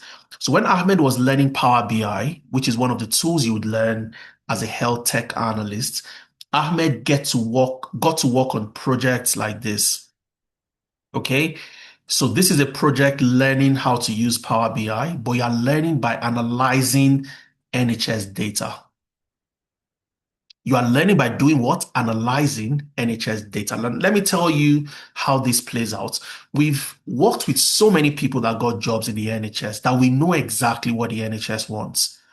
The type of questions they ask you when assessing you for Excel. If you remember, they were going to assess you for Excel in that person's specification I showed you during your interview. Let me show you once more. All right. So during the interview, you can see assessment is what? Interview. You'll be assessed on your Microsoft Excel skills. What they simply do is they give you a case study, they give you a data set, analyze the data, present the data during your interview, and we will ask you questions about what you have done. Your ability to solve the problem, answer the questions convincingly moves you into the offer stage. All right. So when you learn, you analyze NHS data, healthcare records. If you're in North America, you're not in the UK, for example, you are in the US, you are in Canada, you analyze Alberta Health Services data. Okay, and these are data sets that helps you understand the type of work you do, the type of data you'd analyze when you eventually get into the NHS. And this is a case study for what? Venous thromboembolism. Okay, so you're building a dashboard using NHS data for a risk assessment compliance dashboard with Power BI to show how you can reduce venous thromboembolism. That's the case study. When you get this case study in class together with your professional, with the expert that will work on this with you, I'll show you what the live class looks like. So every class is recorded. If you miss a live class, you can always come to the recording and you watch the recording to see exactly what happened. All right. So you solve this problem together in class. Remember, you learn by doing the job. So you open up your Power BI, you are working with a professional, you are solving that problem together, you are working with the healthcare records, the healthcare data, and when you are done solving this, what do? You show the whole world what you've been able to build by building a portfolio. And this is what your portfolio would look like. All right, so if I click on this link, it takes me to a portfolio. You can see a portfolio with projects. And I'm going to click on one of the projects. This is a project that shows how smoking affects the different organs in the body. So if I click on this, for example, it takes me to this project on Power BI. All right. And immediately I can see the analysis carried out and the dashboard built using Power BI. And the beauty about it is interactive. So you would be building the same. So I can see how the heart is affected by smoking, 193 patients, the average age, the average BMI, the number of cigarette smokes per day, and so on and so forth. If I want to see how smoking affects the lungs, all I need to do is click on lungs, and the report is dynamic enough, it's interactive, and it shows you exactly what happens. If I click on the kidney, you'd see it change, and I can see the kidney, the number of patients, the smoking history, the number of smokes per day, and you get to build this using Power BI. And this would get uploaded into your portfolio. Anybody, anywhere in the world, when you get my slides at the end of today's session, you can click on the link and interact with all these reports because you would also be building the same. That's the best way to learn. I can show you another one on brain tumor distribution analysis, how cancer affects the brain and the different parts of the brain. You would be working on these projects and you would be building projects like this. Within the space of 2 to 3 months, you'll be building things like this. Amazing projects. And when you get the same type of task, when you get that job, you know exactly what to do. So this is a grade 1 cancer of the brain. You can see the number of patients, the average age, and so on, the part of the brain affected, the pituitary gland. I can click on grade 3, for example, and it would interact. It's dynamic. It's not a picture that is static. You can click, anybody anywhere in the world can click on it and see what you've done. There is nobody that would see this that you've created and would have any doubts that you're the right person for the job. That's the best way to learn. You must have evidence that you've done that job. You must have proof. So when you are talking about, this is the only way somebody like Ahmed was able to introduce himself by saying, I am a healthcare data analyst with Amdari. I have analyzed healthcare records. You talk about projects like this. I analyzed data around brain tumor and how the different stages of cancer affect different parts of the brain. And you use that during your what? Proving each criteria in your supporting statement.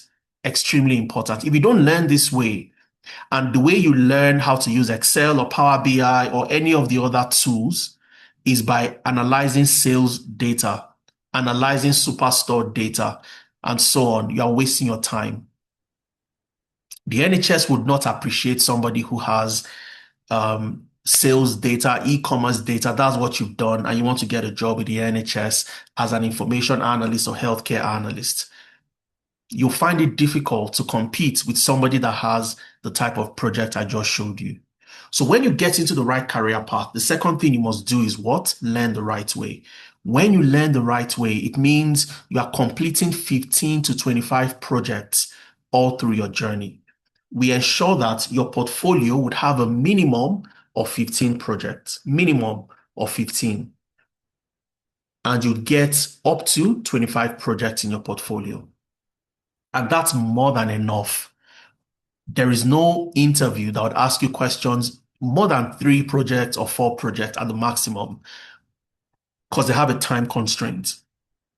So you have more than enough projects to showcase to any recruiter that you have the skills to get that job.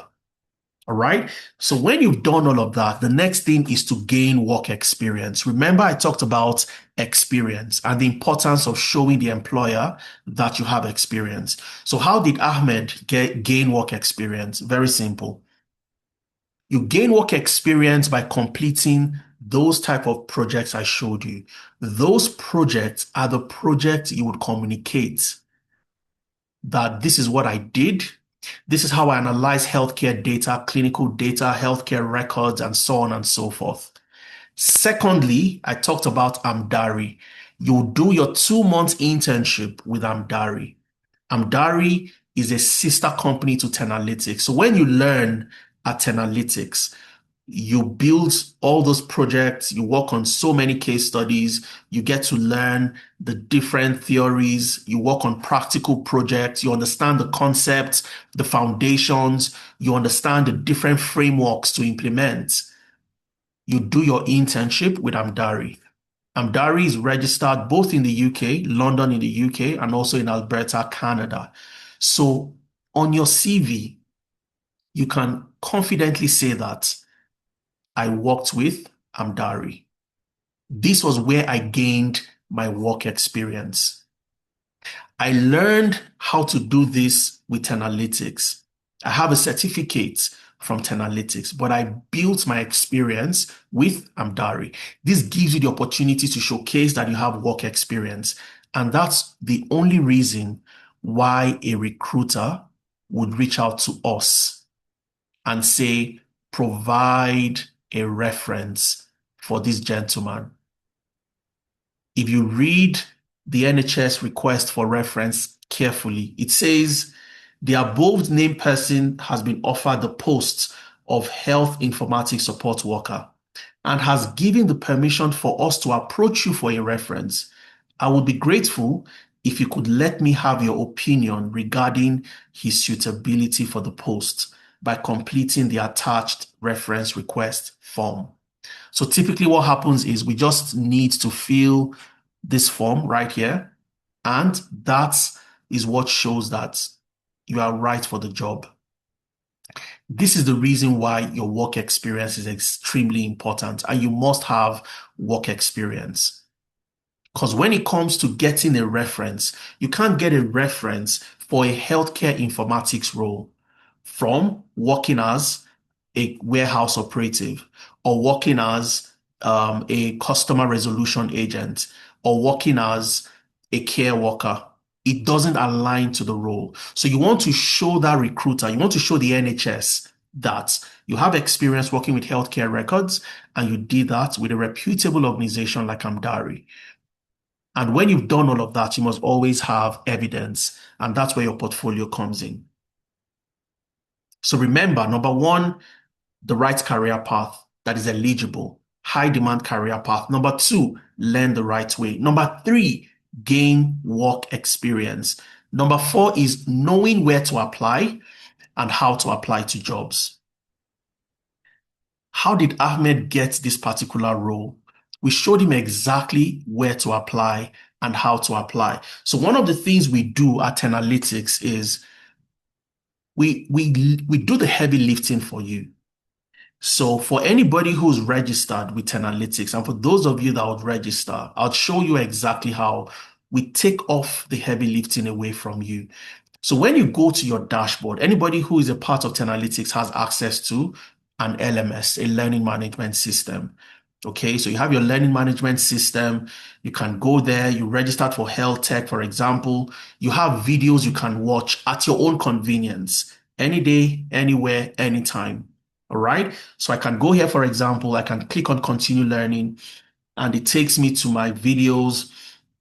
I want to learn how to, I want to learn Excel. Okay. I want to learn Excel as a health tech analyst. I click on overview of Excel. It brings up the video. I want to see the overview of Excel. Okay. I get to watch my videos and I get to see exactly what Excel is all about. And I can do this any day, anytime, anywhere. Learning from one of the best in the industries, Efemena Ipro, the co-founder of Tenalytics. So you are learning from somebody who has worked with so many organizations in the UK, in Ireland, and in Canada. So you get to learn from the best in the industry. All right. So you can watch all these videos at any point in time. And do you know what makes it even more exciting? You can ask questions using AI. So let's take, for example, this is a 6-minute video. Okay. I don't want to watch the entire video. I simply want AI to summarize everything I have in this video. Okay, so I can just simply ask 10 AI. 10 AI was built by Tenalytics to help you with your learning journey as well. So you could have a question to say, summarize the entire lesson for me. And I click on summarize this lesson. And 10 AI will summarize the entire lesson for me. So let's assume I have a particular challenge with I'm trying to copy and paste, or I'm trying to do a particular function. I can simply type and 10 AI would give me the response to that. Okay, so you can see the key takeaways. The Excel training is structured into 3 phases: introduction, data cleaning, data analysis, and so on and so forth. Okay, I can simply type, how can I create a new tab in Excel? Okay, I can simply type that in on 10 AI and 10 AI will tell me exactly what to do. Okay, so you can see to create a new tab in Excel, look for this, and tell me the video timestamp that I need to watch. So I can click on the timestamp and it will take me to that point where Efemena did exactly what I was trying to do. But why we are here in the LMS is to do what? Show you where to apply and how to apply. So what we do is we gather the jobs we know that you can do, the jobs you can get, and we put them on your LMS. So if you go to career on your LMS and you go to job board, you have a job board. And this job board shows you all the different jobs you can apply to. So I can come here. I want to get a job as a data analyst, for example. I can see all the jobs. This was posted on the 6th of August, about 2 days ago. And I can see all the jobs that I can apply to based on my region. If I'm in the US, I'm in Canada, I'm in Germany, you get to see all those different locations. And I can browse through the entire job board. And I know that I'm applying to jobs that have been vetted for me to apply to, because this is very important. We also post visa sponsored jobs from platforms that are paid. So you have paid platforms, and these paid platforms, most of you would not want to pay to access those jobs. So we would pay to those platforms. We scrape the jobs and we put them on your job board for you. So all you need to do is go in there, apply to the roles. You can search for different roles and you see them pop up across multiple regions and so on. So you know where to apply, you know how to apply. And when we come to how to apply, you see all the things I was doing with the supporting statement. There is a way you can automate the entire process using a tool called CV Matchly AI. So we also built a proprietary tool called CV Matchly, and I'll demonstrate it for you in 2 minutes. Okay, so let's take that same job role that we looked at the NHS. Okay, let me look for it quickly. This information analyst role. But then again, what I've shown you what to do is download, read it, tailor your supporting statement. And I'll be sending my slides to you so you know exactly how to structure your own supporting statement. All right. But more importantly, can I do it faster? If I want to apply to 10 jobs in a day, is it possible? If I have to read and write, that will take a lot of time. So how can I do it faster? I want to use a tool called CV Matchly, built in-house by 10 Analytics. All right. And I'm going to be giving CV Matchly out to 10 people today. Okay. For those of you that stay till the end, you see how amazing CV Matchly is. So first of all, what I need to do is once I've downloaded, installed CV Matchly, I want to upload a CV that I would use ordinarily to apply to this job. And from that, I can generate my supporting statement automatically. Okay. So I come right here, I click on upload CV. Let me look for a CV to upload very quickly. And you'd see how amazing this is. Okay. So let me use this CV, for example. So first of all, what you'd see is the job summary. This has been, let me refresh this. You see the job summary. Let me try to upload again. Sometimes these glitches happen. Okay, so this is what I'll do. Let's use CV Matchly on a different browser very quickly. Okay, so you see exactly the way CV Matchly works, and it does it for you automatically. So let's look for that same job, the NHS jobs. Right, so let's go to NHS jobs very quickly. Search for jobs, and we are looking for the application analyst, information analyst. And let's open that same role, information analyst coding. Okay. And we have CV Matchly. All right. We have CV Matchly. So what I'll simply do is I'll use CV Matchly, and CV Matchly will take my CV, analyze the job, and tell me by how much my CV matches the job. Okay, I'm using an optimized CV already. So CV Matchly helps you optimize your CV. So it analyzes the job, analyzes your CV, and give you a percentage point. Most of the time, your percentage point will be very low. I'm using an optimized CV, so I have 88%. All right. If I don't have up to 88%, what do? I optimize my CV. Okay. So let me see if I can upload a different CV, and let's see if this would give us, let's see the score it gives to us, and let's see the analysis. So it will not give me a different, allow me to upload a different CV because I'm using an admin account. Okay. So when CV Matchly gives you what your score is, you saw 88%. What I'll simply do is I'll go to my dashboard. So I go to my CV Matchly dashboard. All right. I go to my CV Matchly dashboard. You'd see that job you've applied to, the information analyst job right here, the Gloucestershire Hospital Foundation Trust. Okay. This was applied to on the 8th of August, 2026. What do I need to do? I need to generate a supporting statement. So all I need to do is come right here. I'll click on generate supporting statements, and I can download my supporting statement automatically. So when I click on that, CV Matchly would generate the supporting statement for me. automatically. So all the things I've shown you how to do today, you can get it done in 2 minutes. So you see, I'm a healthcare data analyst with 6 years experience delivering business intelligence and clinical data solutions within NHS aligned services. SQL data validation, forecasting, these are the same keywords you saw from the person specification, and this is done for you automatically using CV Matchly. This is how to apply. When you know where to apply and you know how to apply, like Ahmed that got a job, you would also be able to get a job. So everybody has access to CV Matchly. If you go to your LMS, you click on career, you'd see where you have use CV Matchly. And that's where you have the opportunity to do what? Upload your CV, optimize the CV, go to your dashboard, download a supporting statement, and it is tailored to that particular job you want to apply to. When you do this, what happens?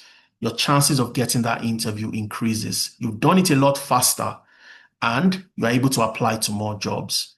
So knowing where to apply and how to apply is extremely important. And finally, you need a job reference because every organization would want to validate your experience. Where have you worked before? Who can tell us how good you are with the use of Excel? Who can tell us how good you are with analytical skills, forecasting skills? Who can tell us how good you are with the use of Power BI for business intelligence? Who can tell us if you are somebody that works well on a team? What are your strengths and weaknesses? If I were to rehire you, would I rehire you? These are the questions the NHS would ask because they want to be sure they are the right person for the job. And that's why a reference is extremely important. Okay, so when you've gotten the right career path, you've learned the right way, you've built work experience, and you can show that you've built work experience, you know where to apply and how to apply. And finally, you have a reputable organization that can provide a reference for you. That's how you get a job with the NHS. That's how Ahmed got his job, and 236 plus other people got their jobs. Okay, so what I'm going to do for you before we wrap up today is for those of you that want to go for healthcare data analyst, the data analyst, the business analyst, what tools and technologies do you need to learn? I'll go through that in 5-10 minutes, and then I'll show you an amazing offer that I have for you. Tenalytics came up in the year 2020, about 6 years ago. And in the month of August, we will be turning 6 years, 6 years of impact, 6 years of helping professionals like yourself to transition into the tech ecosystem. And I have an amazing offer for Tenalytics turning 6 years. But let's see what it takes for you to get a job as a data analyst. What do you need to learn? What tools and technologies do you need to have? A data analyst is simply somebody, a person who uses data to help organizations make better decisions. You must have problem-solving skills. That's where you learn analytical skills, problem-solving, how to get to the root cause of problems, and so on and so forth. Then you learn Excel, SQL, Power BI, Tableau, data storytelling, ChatGPT for analytics, and Microsoft Fabrics. These are all the things you saw on that job role, the person specification. In fact, the person specification did not have Tableau. It only had Power BI. You would learn Tableau. It did not have data storytelling. You learn data storytelling. There was no Microsoft Fabric. You learn Microsoft Fabric. And how do you learn with us at Analytics? Your live classes are on Saturdays. For those of you in the UK, your class happens 11 a.m. to 2 p.m., 3 hours on Saturdays. For those in the US, in Canada, it's 10 a.m. to 1 p.m. Mountain Time. So you don't have to join classes at odd hours. Irrespective of where you are, you can join a class based on your time zone. Every other day, from Sunday to Monday to Tuesday to Wednesday, at your own convenience, anywhere, any day, anytime. You can watch your videos on the LMS that I showed you earlier. So 6 months learning and 2 months internship is what it takes for you to land a job as a data analyst. Now, this doesn't mean you have to spend the entire 6 months learning and 2 months internship.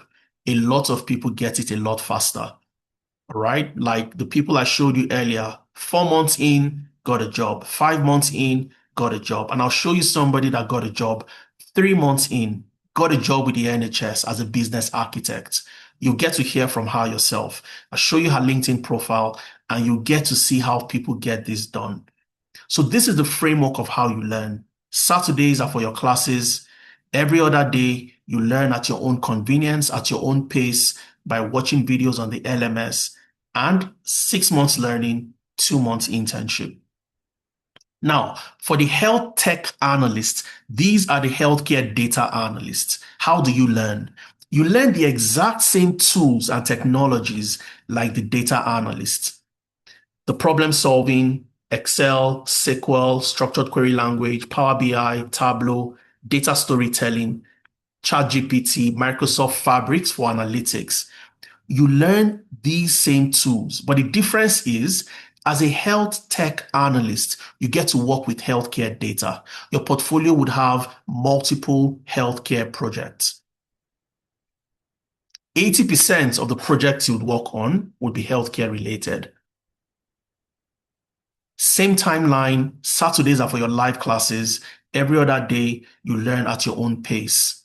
6 months learning, 2 months internship. For those in the UK, I'm in London, for example, I'm in Africa, similar time zones. 11 a.m. to 2 p.m. is when your class happens. If you are in Canada, you are in Alberta, you are in Ontario, you are anywhere in Canada, 10 a.m. to 1 p.m. Mountain Time. Okay? And for the business analysts help companies to identify problems. They look at the current processes and systems, and they work with different teams to find a better way of doing things. So if a process takes 5 days, they find ways to reduce it to 1 day, 24 hours. That's the role of a business analyst. To do that job, you need to have some data skills, Excel, Power BI, and SQL. Then you learn process mapping, mapping out processes. How does this process start? How does it end? Using tools like Lucidchart, Draw.io.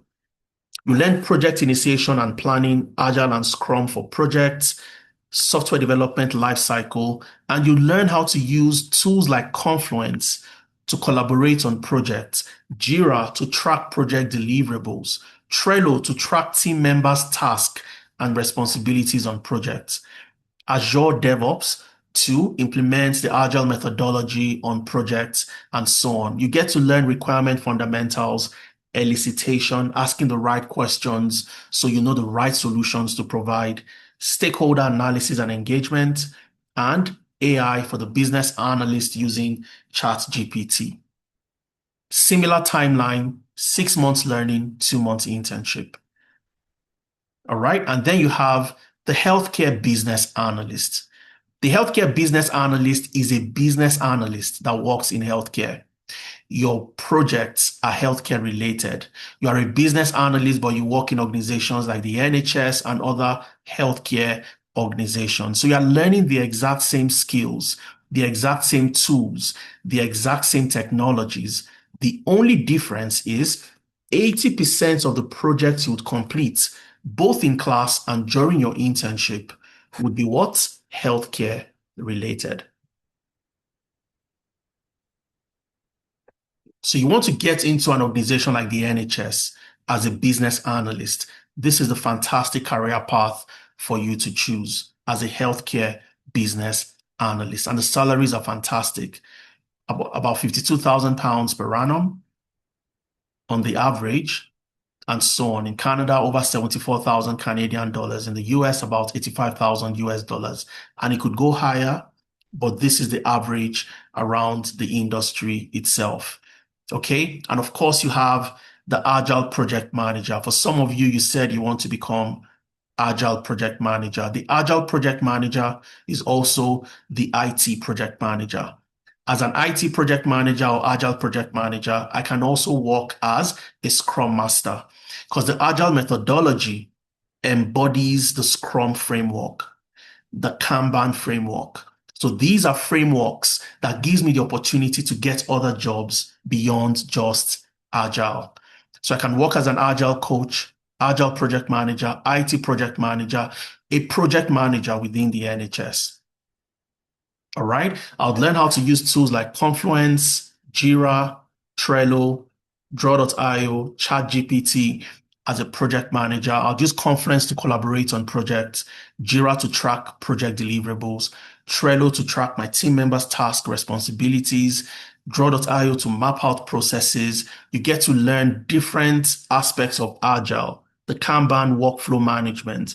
You'd learn the project management skills and communication, advanced use of the Scrum and Agile practices, end-to-end use of Jira and Confluence on projects, and so on and so forth. And we help you prepare for the professional Scrum Master examination.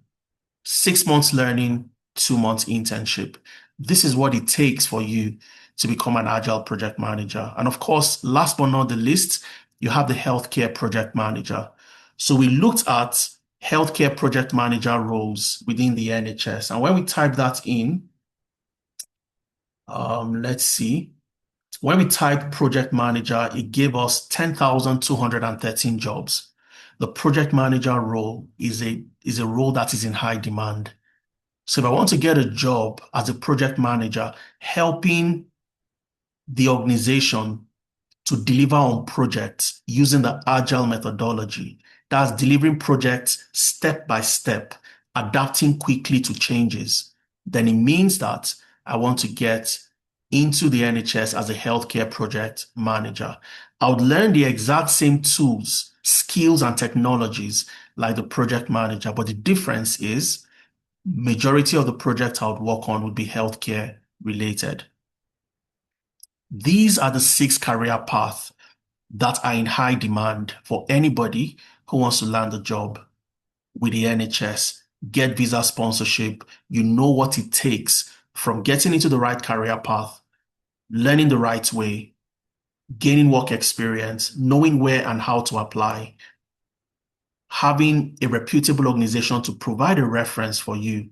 And more than that, we show you how to we present you and position you as the best candidate for the job.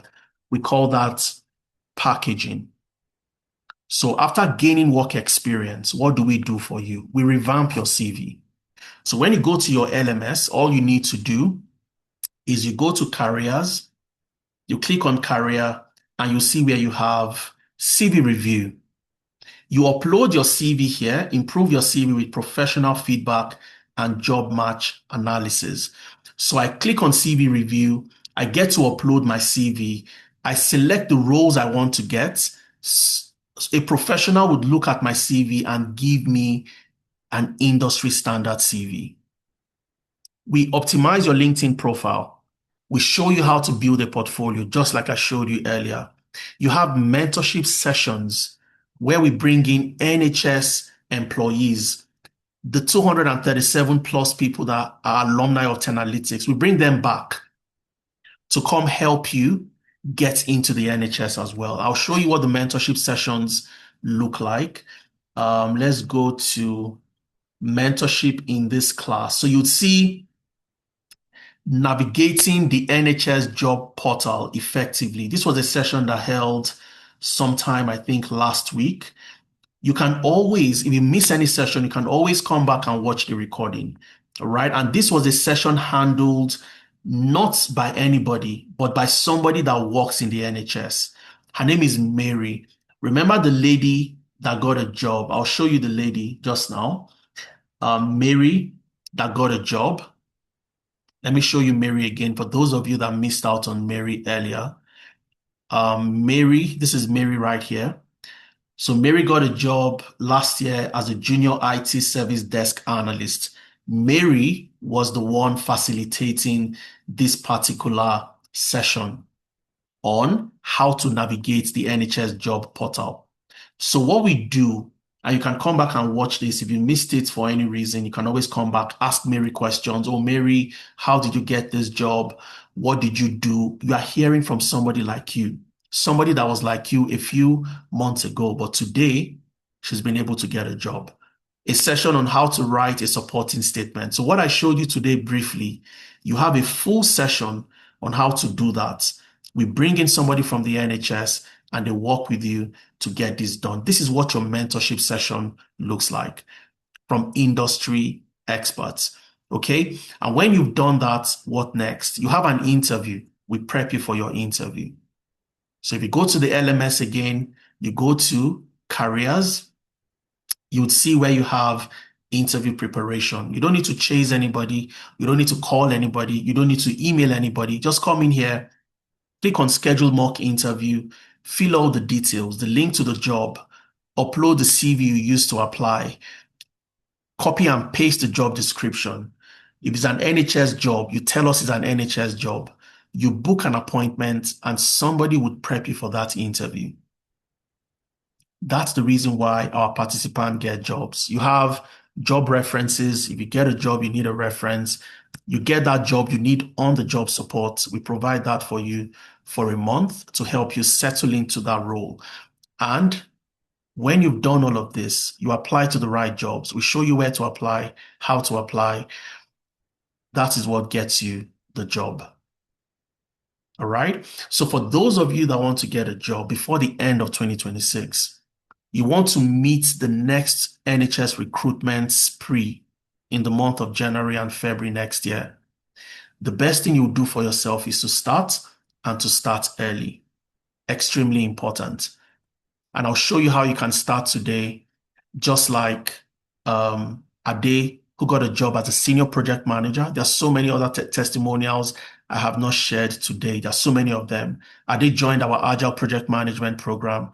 He got a job in October last year as a senior project manager with the NHS.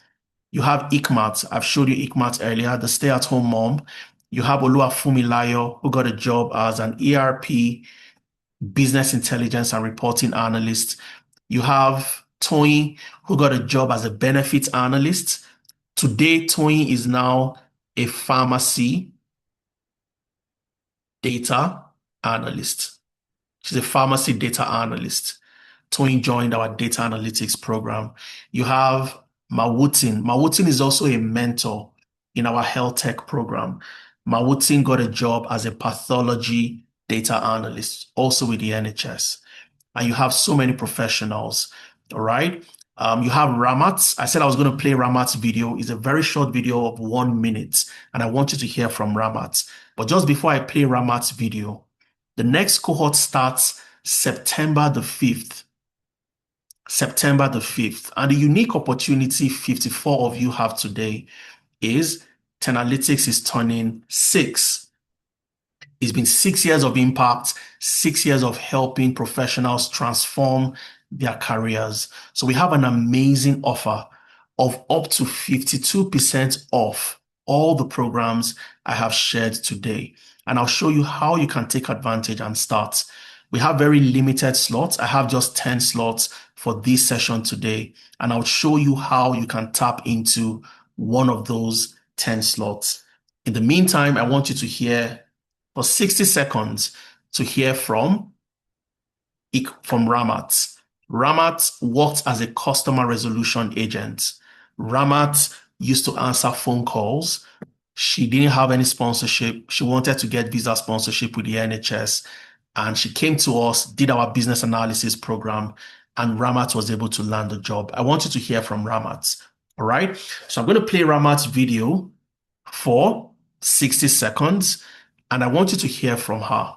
The beauty about Ramat's story is Ramat had zero experience, and she spoke about that. So if you are here on the call today, you've never done anything, you've never used Excel before, you only use your laptop to browse, you can get this done, just like Ramat was able to get a job from customer service to business architect with the NHS. But let's hear from Ramat very quickly, and then I'll show you how to take one of my 10 slots available for our anniversary discount. So enjoy Ramat's story. Good day, my name is Ramat, and if you're stumbling on this, trust me, you've landed in the right place because I'm going to be briefly sharing my experience with you about my journey with Analytics and how I was able to get a job within 3 months of joining the cohort. I joined them and enrolled for the course. Analytics as well-seasoned facilitators who are experts in the field. Imagine not having any experience beforehand as a business analyst and finishing with Analytics as a pro. Personally, I also got interview preparation sessions that helped me prepare well for my interviews, and this enabled me ace my interview. So if you're looking to transition or you're having any doubt, trust me, you shouldn't, because Analytics is really amazing and you should consider enrolling.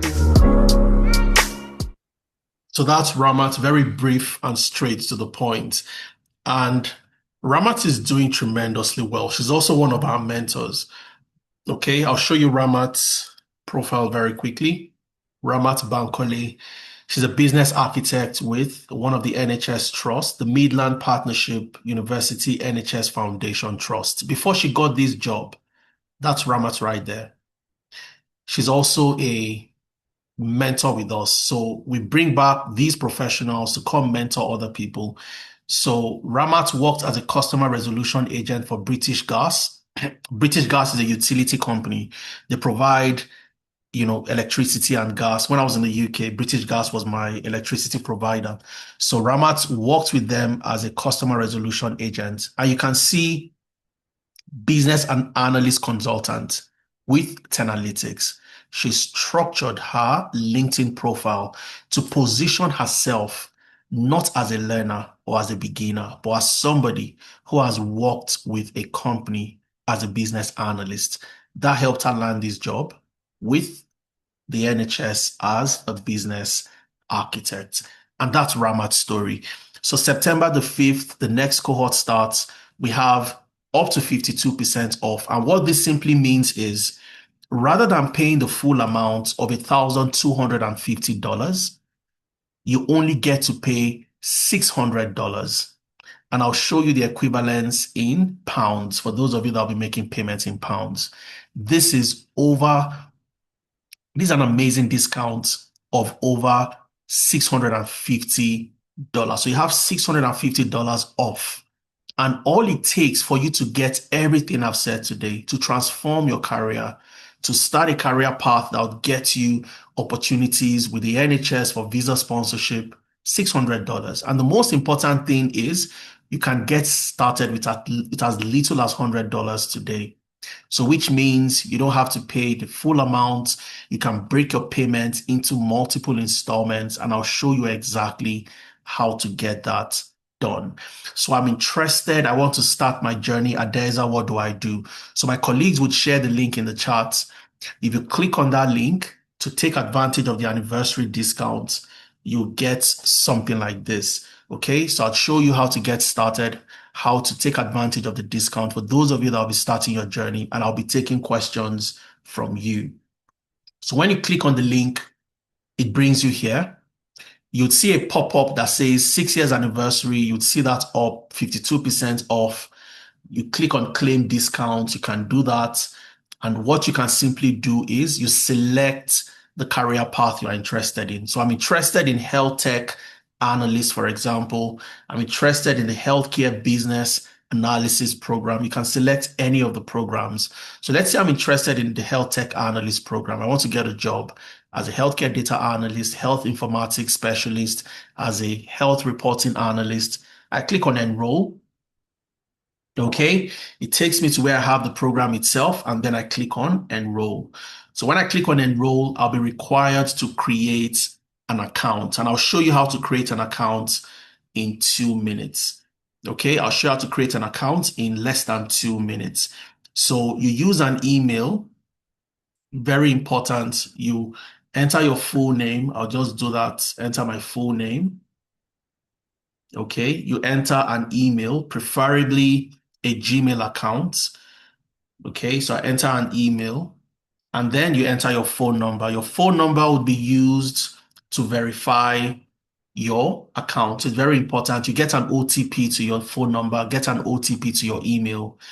read the terms and conditions, and then you click on what? Sign up. So the moment you click on sign up, it takes you to the anniversary discount. All right. And when you get there, you'll see how you can make payments. You can join the September cohort, or you can join the cohort starting in October. But if I were you, my advice to everybody here is the earlier you start, the better for you, because you get to gain a lot of grounds before the end of the year. All right. And for those of you that would start applying early, we push you to start applying early. After the first 3 months, we start to push you to apply. If you listened to Ramat carefully, Ramat said she got a job after 3 months. And that was the reality. She joined business analysis, got a job after 3 months. So you select the September cohort. You can make payments in 3 different plans. You can make a one-time payment where you pay $600, or you can break your payments into 3 installments within 3 months of $200 per month, or you can make a bi-weekly payment of $100. Every 2 weeks, you make a payment of $100 until you complete the payments in 3 months. So that's if I'm paying in US dollars. If I want to make my payment in pounds, at the top right corner, I select pounds. Okay, I can make a one-time payment of £450.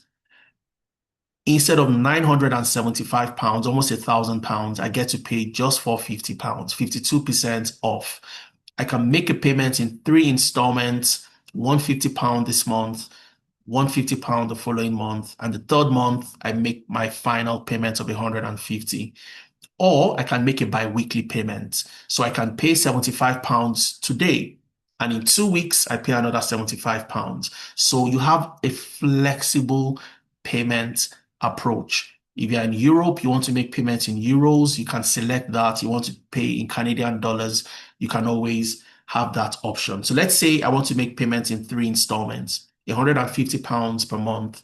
I click on that and I go to confirm my information is correct, read the terms and conditions, and I click on pay now.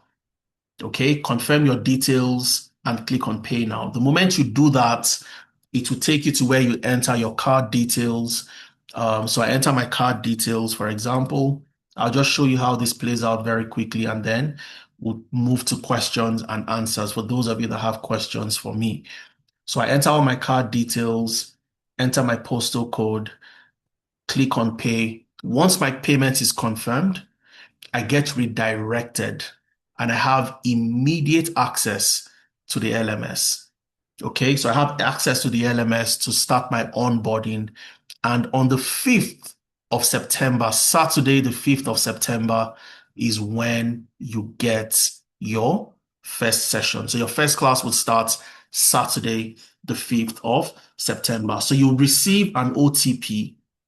You receive an OTP in your email, you enter the OTP, and when you are done with all of that, it takes you into an LMS that looks like this. So you'd see welcome on board, welcome back, depending on Biodun, welcome back at Day.2, welcome back, depending on who has made payment to join this particular cohort. All right. One of the things you also stand to gain when you make payment is you get access to the mentorship sessions. So next week, Thursday, you can join the mentorship session happening on Thursday. You have immediate access to the mentorship sessions and you can start your journey immediately. I have only 10 slots available, just 10 slots available. So for those of you interested in getting started, this would be the best time for you to start. So while I'm identifying those that have paid, I'm going to cross off people that have paid, I'll cross off the slots that I have before the end of the session. But before I do that, I'll take questions while I check how the slots are getting filled up and so on and so forth. So if you have questions, type it into the chat. Let me know the questions you have. If you are confused on the career path to select, all you have to do is let me know. I'm confused and I'll show you exactly what you need to do. Okay. Alexandra is asking, will the cohort also help those in Canada? Absolutely.